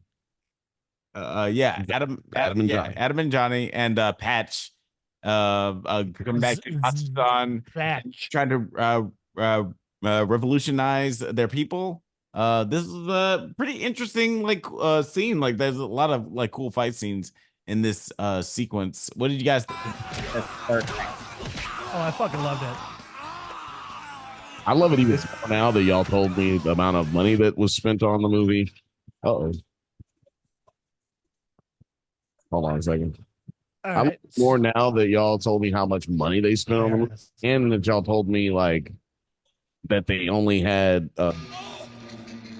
5 weeks to do the movie. Like, Jesus, 5 weeks to do a movie in which all of what has happened and is happening in this fucking movie is insane. Yeah. Like, it is insane. And apparently, like, just as the production for like the Patusan scenes, apparently they shot Patusan in Hawaii and Thailand, and they did not account for the weather, and it was like 110 degrees when they were filming. Oh my gosh. And with Leslie Nielsen in a full bodysuit and like crazy makeup, he pretty much almost died. This was also being old as fuck. This motherfucker died like 12 years later, 10 years later. Like, nigga, being old is not good for a person in these. Like, that's what he was really doing. You see his hand fucking whipping out. That's what his body was really doing. They just added this. Like, we could just use that. Oh, just use it. Just use it. I got 2 quick things. The first is, I've been drinking and I forgot. And the second is, very good. The second is, the funniest part is the other end of this, when they were filming in California, they didn't plan anything well. And it was so much colder that the night shoots were at 50 degrees Fahrenheit. Yep. And they were having to do the surf scenes in like 60-degree water. Oh my god. Oh, well, first of all, let me just say this. You don't want to film surf scenes in Los Angeles, period. Oh, Bill, it gets better. Because Los Angeles no matter what time of the year you're here, the water's freezing. Like the water's never above 50 degrees, Maybe in 60 August. degrees. Nah, For like 2 weeks. So, Bill, you are referencing the why can't we see your face surf shots? Then the scenes where it was like close-ups on Johnny and his little brother, whose name is escaping me right now. Adam, thank you. Yes, sir. Was done.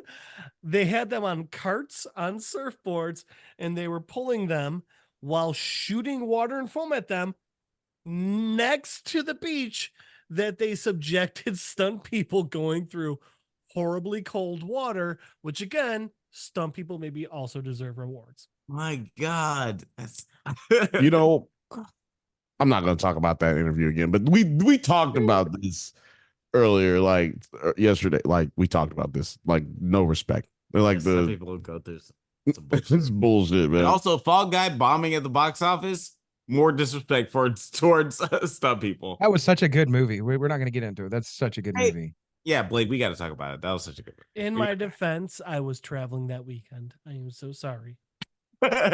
You were the one. It's your fault, Jim. You were the one. I agree. And you know, after Shogun and everything, I'm just gonna go get my knife. Seppuku. We're cool with that on screen, right? No, first of all, you owe me a haiku about this movie. You owe me a haiku. Before we move on, get on up out of here. I need a haiku for surfing.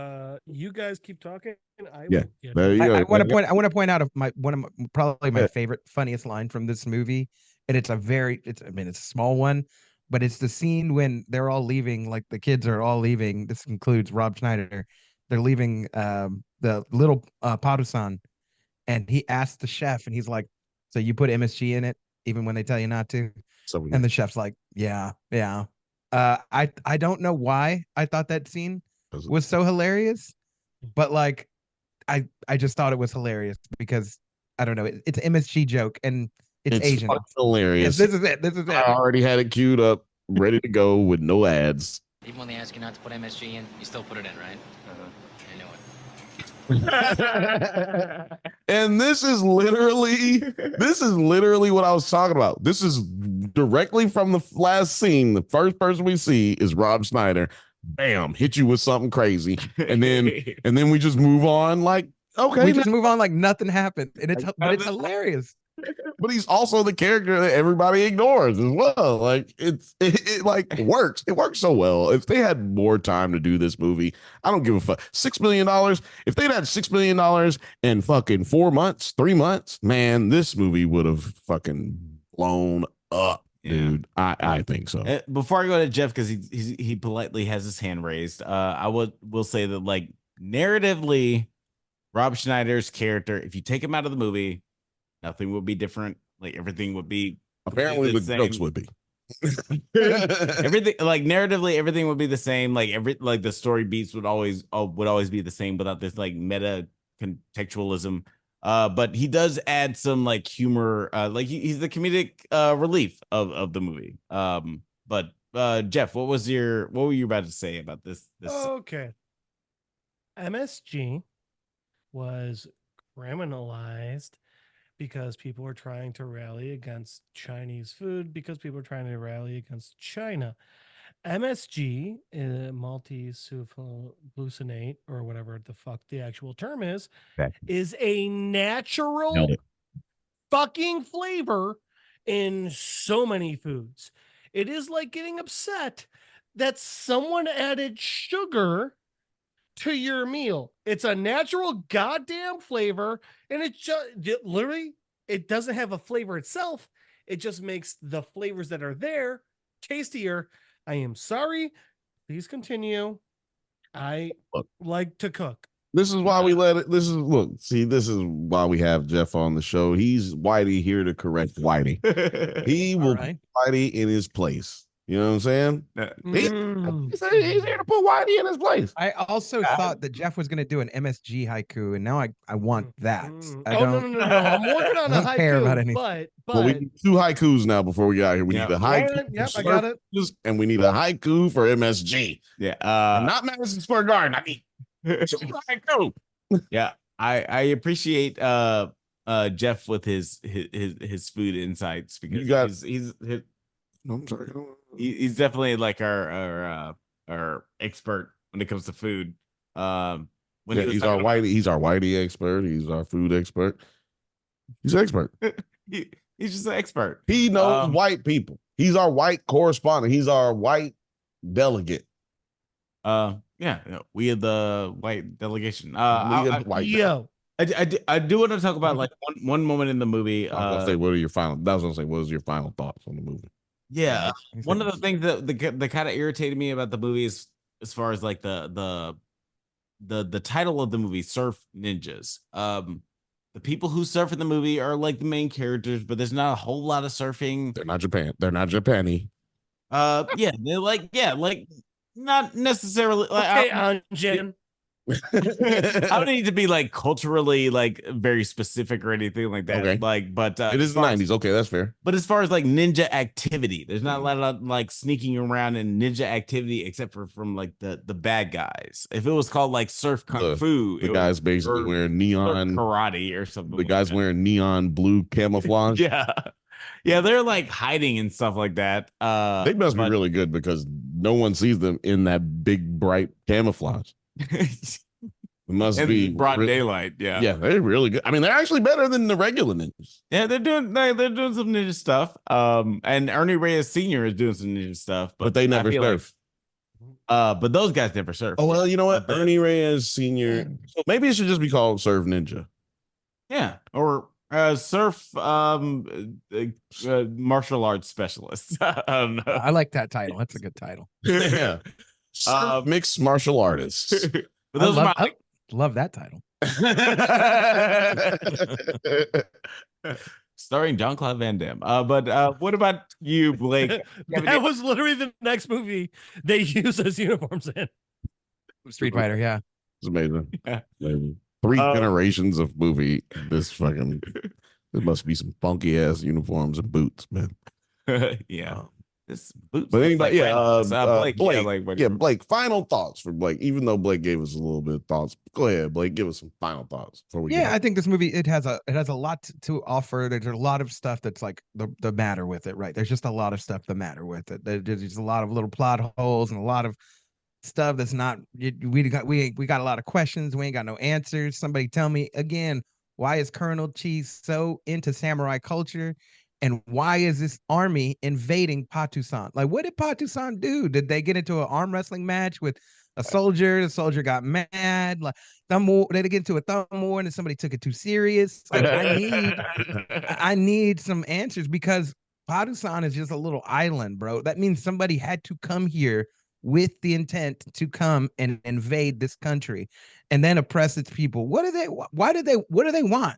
I need some motivations. But I mean, so again, we don't know what the hell they want. We don't know why they're there. We don't know why they're being oppressed. Why is this not a bigger deal all over the news? Patusan has been invaded by foreign.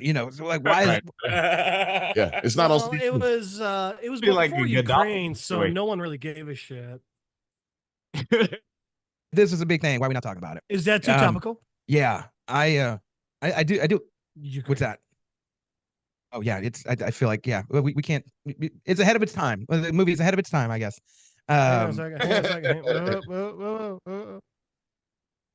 It's because white people are so awkward about Asians. Yes, cut that out too. No, he won't leave it in there. But for all the faults of this movie, there's a lot of fun bits. There's a lot of funny lines. There's a lot of silly moment. And if you just want to, again, if you enjoyed Three Ninjas, Ninja Turtles, you let your mind off for a little bit and you let your inner kid come out, you'll find a lot that you, I think, enjoy about this movie. And again, a lot of the acting selection, the casting, it adds to the movie. Like, again, you could make the movie without Rob Schneider. You could make the movie without Tone Loc, but having them in there and then having a silly bad guy play the bad guy, not having, I guess they could have gotten some like Tommy Lee Jones or somebody to play like the evil Colonel dude, and it would have been a way different tone, but you get an animated, silly bad guy. It just matches with what's all going on. So that's all. We played all the funny bits and we sang Bob Moran. I've got no more left in me. We're done. Some people would say it would have added a different Tone Loc. Ooh. Would have said, Ooh. not I'm me. imagining I would have never said that. I'm imagining like Willem Dafoe or Gary Oldman as Liam Neeson's character, and just like I just imagine like children Leslie Nielsen. cry. Thank you. Yes. Well, I mean, I'm Liam- imagining Gary Oldman or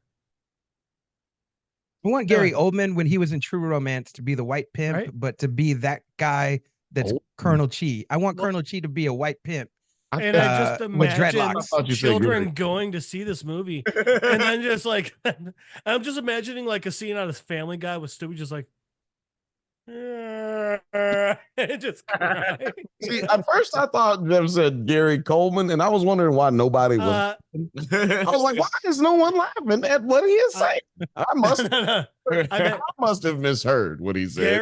Gary Oldman, because of my number one favorite rewatch movie, Leon the Professional, and obviously Willem Dafoe. Everyone. Anyway, and Willem Dafoe, because he's Really just loud. always good at being the not good person. Even in Boondock Saints, when he's a good guy, but he's not good. Oh, Worry about your haiku, Alex. Get some questions. So what are we doing? No, yeah, we that is the exact way we're transitioning. So I need my haiku. Where's my haiku? Which one? Oh, I can read them both. I love Surf Ninjas. It is so underrated. You need to watch this. MSG is good. It is in so many foods. It just makes meals great. That's beautiful. Hey, That's beautiful. that's Kirsten, I'm so sorry for when you watch this. Yeah, actually, Kirsten has been exasperated with haikus. She's heard enough for the entire year, and I apologize if she's watching right now. What was I about to say? Hold on, I was about to ask you a question because, excuse me, because you hadn't answered this one question. Right. Does it? Sit. Oh,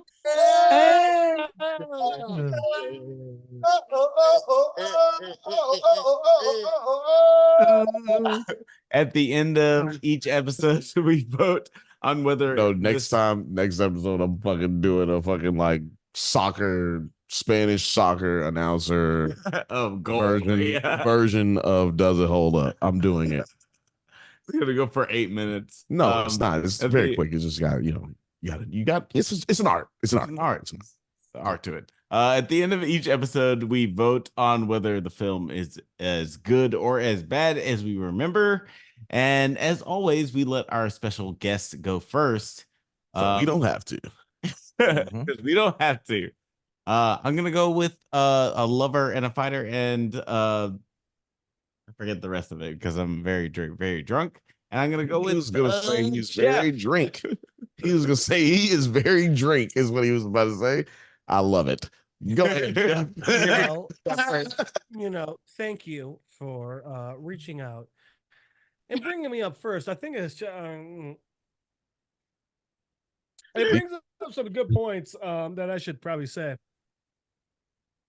Now, as to your question, I feel like there's one thing I need to say before that, which is I think we all actually, all right. Sorry to go serious, but go serious.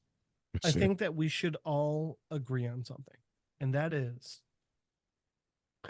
Tone deserves awards. Why is he not recognized? Bro's better than most. He's gonna do what he just did there. I could. That being said, while I love this goddamn movie so much, and I enjoy watching this movie so much, no, it does not hold. He's not. Oh, God. What happened? What is it? Kirsten, I'm so sorry. Why is everybody laughing? By the way, Kirsten, I've got like 7 haikus left over from the last one I did with you. Oh, you know what? Might have to share those in the chat. Yo, Might have to share those in the group chat, but they were like, Shockingly, the guy who gets hyper fixated thinks haikus are hilarious. yeah. Blake, if you're not aware, Jeff wrote about 24 haikus in one episode. Before the last doesn't hold up for Tim Burton's. I'm sorry. Yeah, whatever. Yeah, same thing. Before I get to our next guest with their vote, I do want to say, yeah, like the last Does it hold up? yeah, I honestly I can't remember what I was about to say. Great. But you know what I'm saying? Does it hold up? Blake, what's up? I'm actually disappointed that we didn't do what I'm about to do right now, and that is does it hold up? Does it hold up? There you go. Yep, that's it. They're rocking and they're rolling, Rocking and reeling. Does it hold up? This is gonna like dog shit. I'm gonna be editing this for the next 2 months. Do you know what? Like the thing that That's what that I'm is. most hopeful about, Blake, I'm sorry to interrupt. The thing I'm did it. most hopeful about is that Alex has this last 20 seconds stuck in his fucking head like Kiss from a Rose. Well, Yeah. it's really gonna be like Baba Barem from Serve Ninja. So it's gonna be something like, just like Oh. just like this song. But I'm hoping Kiss from a Rose, because like Kiss from a Rose, you can just go da, da, da, da, and it's stuck in someone's head. I hope if someone says the word does, Alex goes into a full mental breakdown. Oh, Hey Blake, yeah, you know me. does this hold up? does it? Yeah. Does it hold up? I think it does. I think it does hold up. I think it I does. fucking love you. I think it does hold up, but not by much. Like, I'm not saying like this movie should be on anybody's to watch list or anything like that. But there's certain, because there is certain movies where we go back and we watch it nostalgia wise, like Ninja Turtles 2 didn't hold up. It's still a fun watch. This one, it does hold up, but it may not be a fun watch for you, right? This may not be the movie for you. If you like are very serious, if you like crime drama TV shows, this isn't the movie. Don't watch this movie. You will have a very bad time and you will not laugh at any MSG joke that's in this movie. So but on that note, it's a fun, throwback movie. You want something to watch, and you don't have you're sick of all the new stuff that's out, and you're like, bro, I need something to watch on a Thursday night, a Wednesday night, have a little beer, have a little pizza or something. It's a good kickback movie for sure. Or like if you got the homies over, you just want to throw something on that's fun. Like it's got a lot of martial arts. There's martial arts like in every single scene. You don't need to know. You don't need to hear what's going on. You could just sort of see it visually. It's a fun time. For all those notes, for all the good casting choices, for the fact that Ernie, this movie should hold up, because then that would mean success for Ernie Reyes' career. We can't change the past. For that reason and so many more. Again, it holds up, not by much, but it does hold up.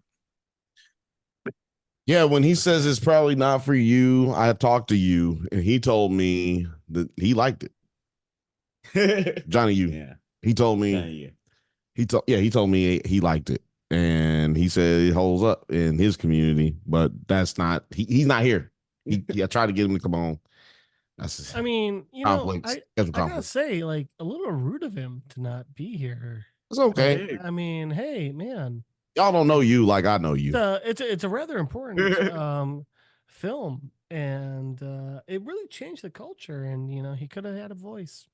Could have had a voice. Yeah. So many people could have had a voice, but Forever. Patu-san forever. You know what? Hey, Kwanzaa dudes. Patu-san forever. Kwanzaa, dude. You know what? One of the things I want to bring up. Sorry, I'm doing my real quick T'Challa before we get right Yeah.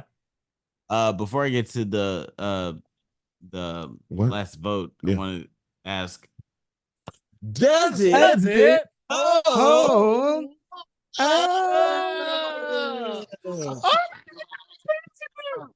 So first of all, I just want to tell you. I'm sorry, I went with my Bob Moran voice there. No, right then I was literally, I didn't know. I was saying does it hold up, not knowing if he was gonna say it. I just wanted to let y'all know. I was Yeah, no one gives a shit about you, Bill. What's up, producer P? I love you. I thought to myself, well, I hope he's about to say that. Alex, does it hold up? Yeah, who gives a shit? I love you more than some members of my family. Oh man, That's All right, I'm gonna back. that's a different podcast. That's a different podcast. I will say I do not feel like it holds up. That was a Feelings. that was a last I minute. didn't ask about your feelings. That's who does it hold up, Alex.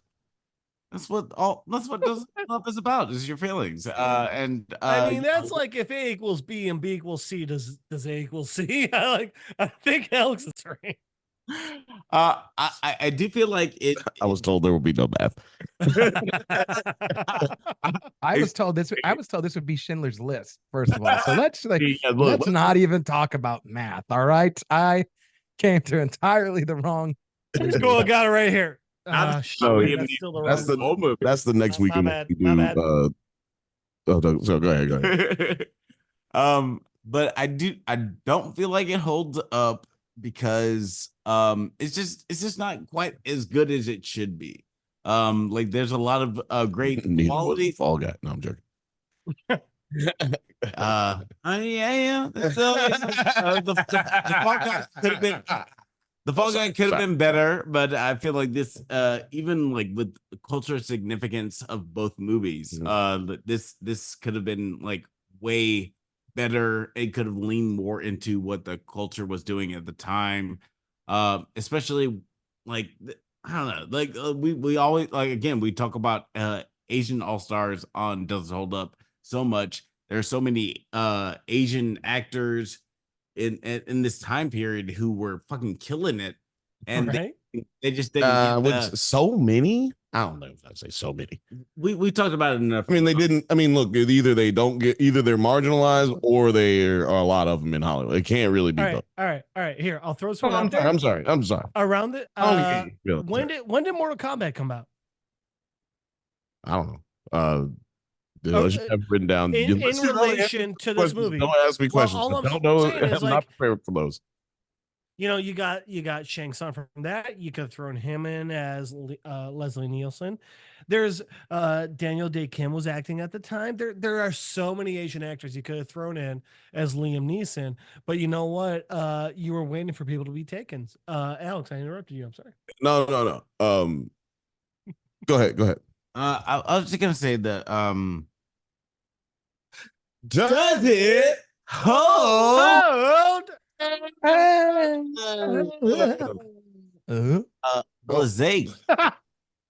Blake Blake already told us about whether he feels like it holds up. Yeah, we're waiting for There's Bill. a person next to you. That It's my hasn't. turn. William. It's my turn. Billiam's turn. Oh, God, like it's something like fucking with your memory or something. Like, dude, something. Yeah, it's him. Over there. I'll tell you what. I thought about this long and hard, like a surfboard with too much wax on it. And I feel like this movie, it does hold up. Unfortunately, it holds up. Oh shit! Let me tell you why it's unfortunate that it holds up. I'll tell you right now why it's unfortunate, right? It's because movies should be better today than they are, because it's about, does it hold up? It's about whether or not the movie could come out today and could it make money? Will people like it? Will they fuck with this movie? And unfortunately, this movie still sits atop with the most average movie that you could find today. So, I mean, and this movie had only 5 weeks to be completed, a $6 million budget. Right. And like you said, a white man playing an Asian dude. So, Hello. So with all that being against it, like, you know, because we don't talk about it or we don't acknowledge it, but a lot of the times when we talk about a movie does still hold up, it's because we don't hold it against them for the budget. Like the budget does become a factor. Like, oh, you had a bad budget, and this movie still is enjoyable to a degree. Oh, that gives you a check mark as far as we go with does it hold up. But it is a factor. It is not a deciding factor. exactly. So it adds to the holding up, and I just feel like there's too many things that try to go against this film that have nothing to do with the film. Yeah. That outweigh the bad of the film. Right? Like I can literally just go, well, that's bad, that's bad, that's bad. But knowing this, and this, that's the reason that those things are bad. Right. So I'm gonna go with it does hold up, man. It does hold up. Now today we got 4 of us talking about it. So all right. What you gotta do. Oh, wait. I'm going to throw something in here. And it is only because we have Ernie and Ernie. If we did not have both of what I would call top 5 stunt actors in the world, I would stick with my previous judgment, but I am coming over. I am agreeing with you guys. Come on. Oh, shit. It holds up. Oh, this holds up. The first this is because historical moment. Because of our stunned actors.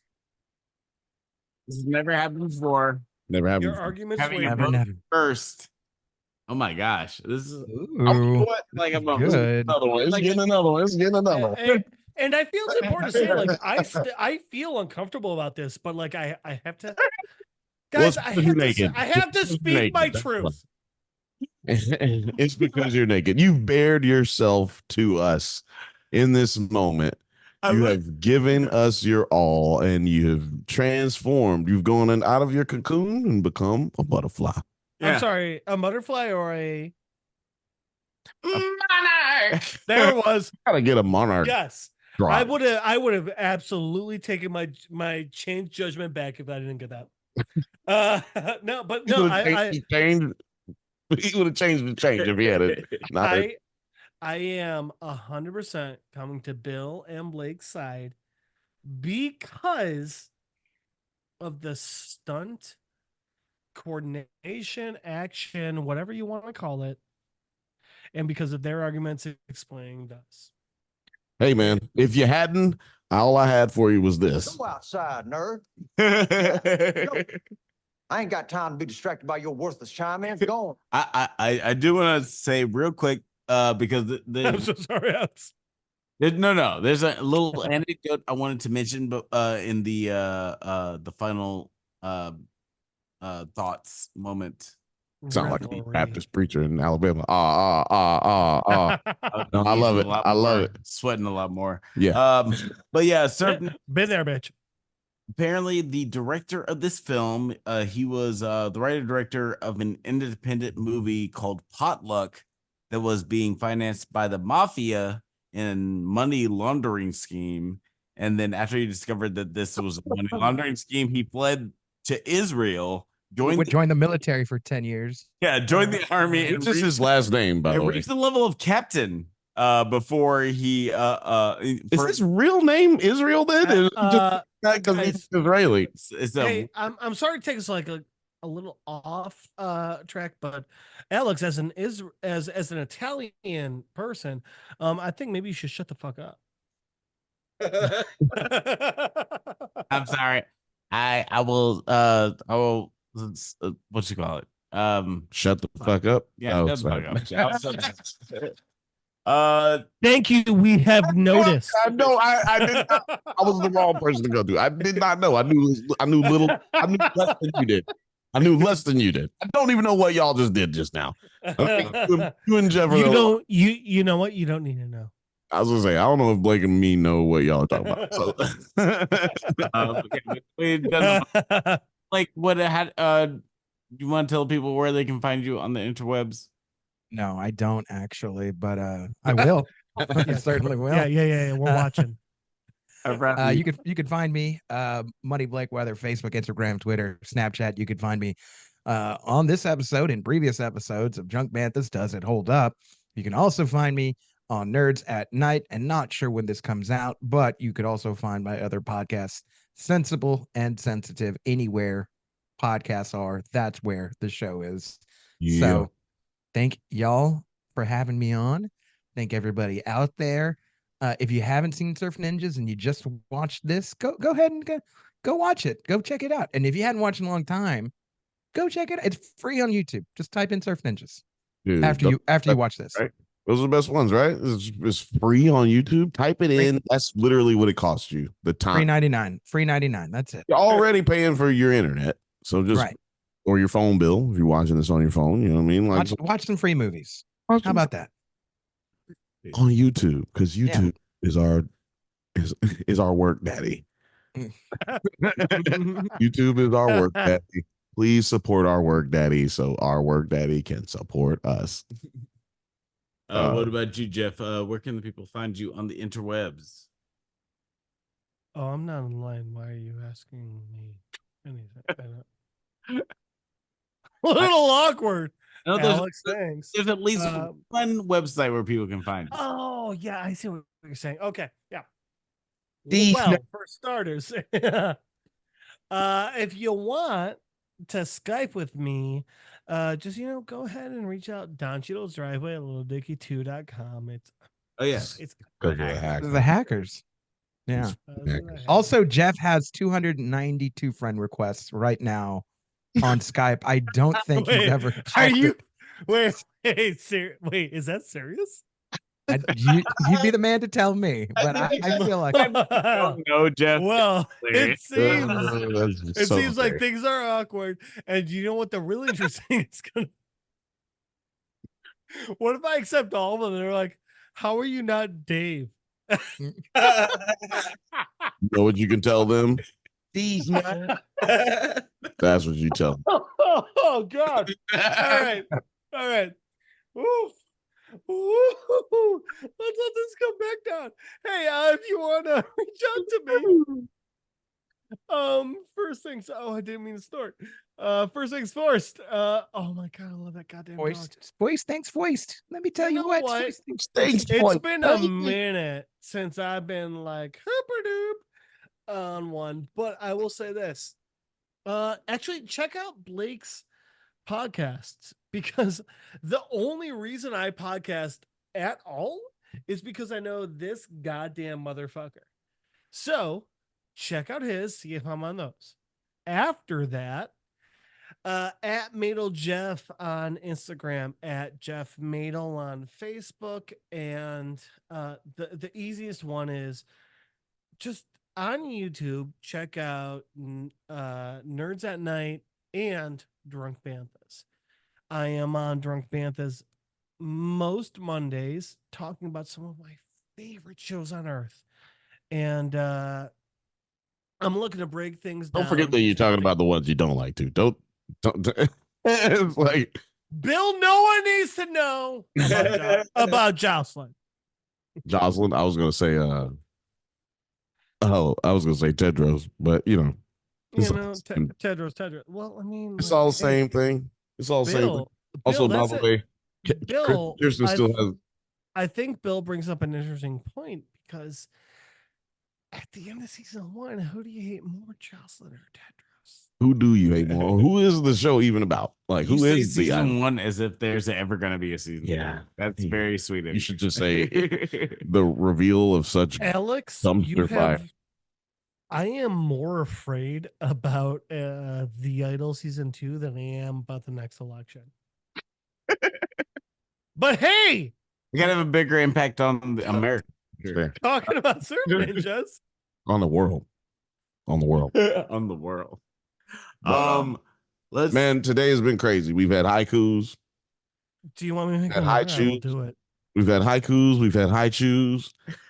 We've had Game Gears, and we've had probably about 4 years taken off our lives just today, off the drinking, and mostly the drinking. This is what happens when we don't have enough marijuana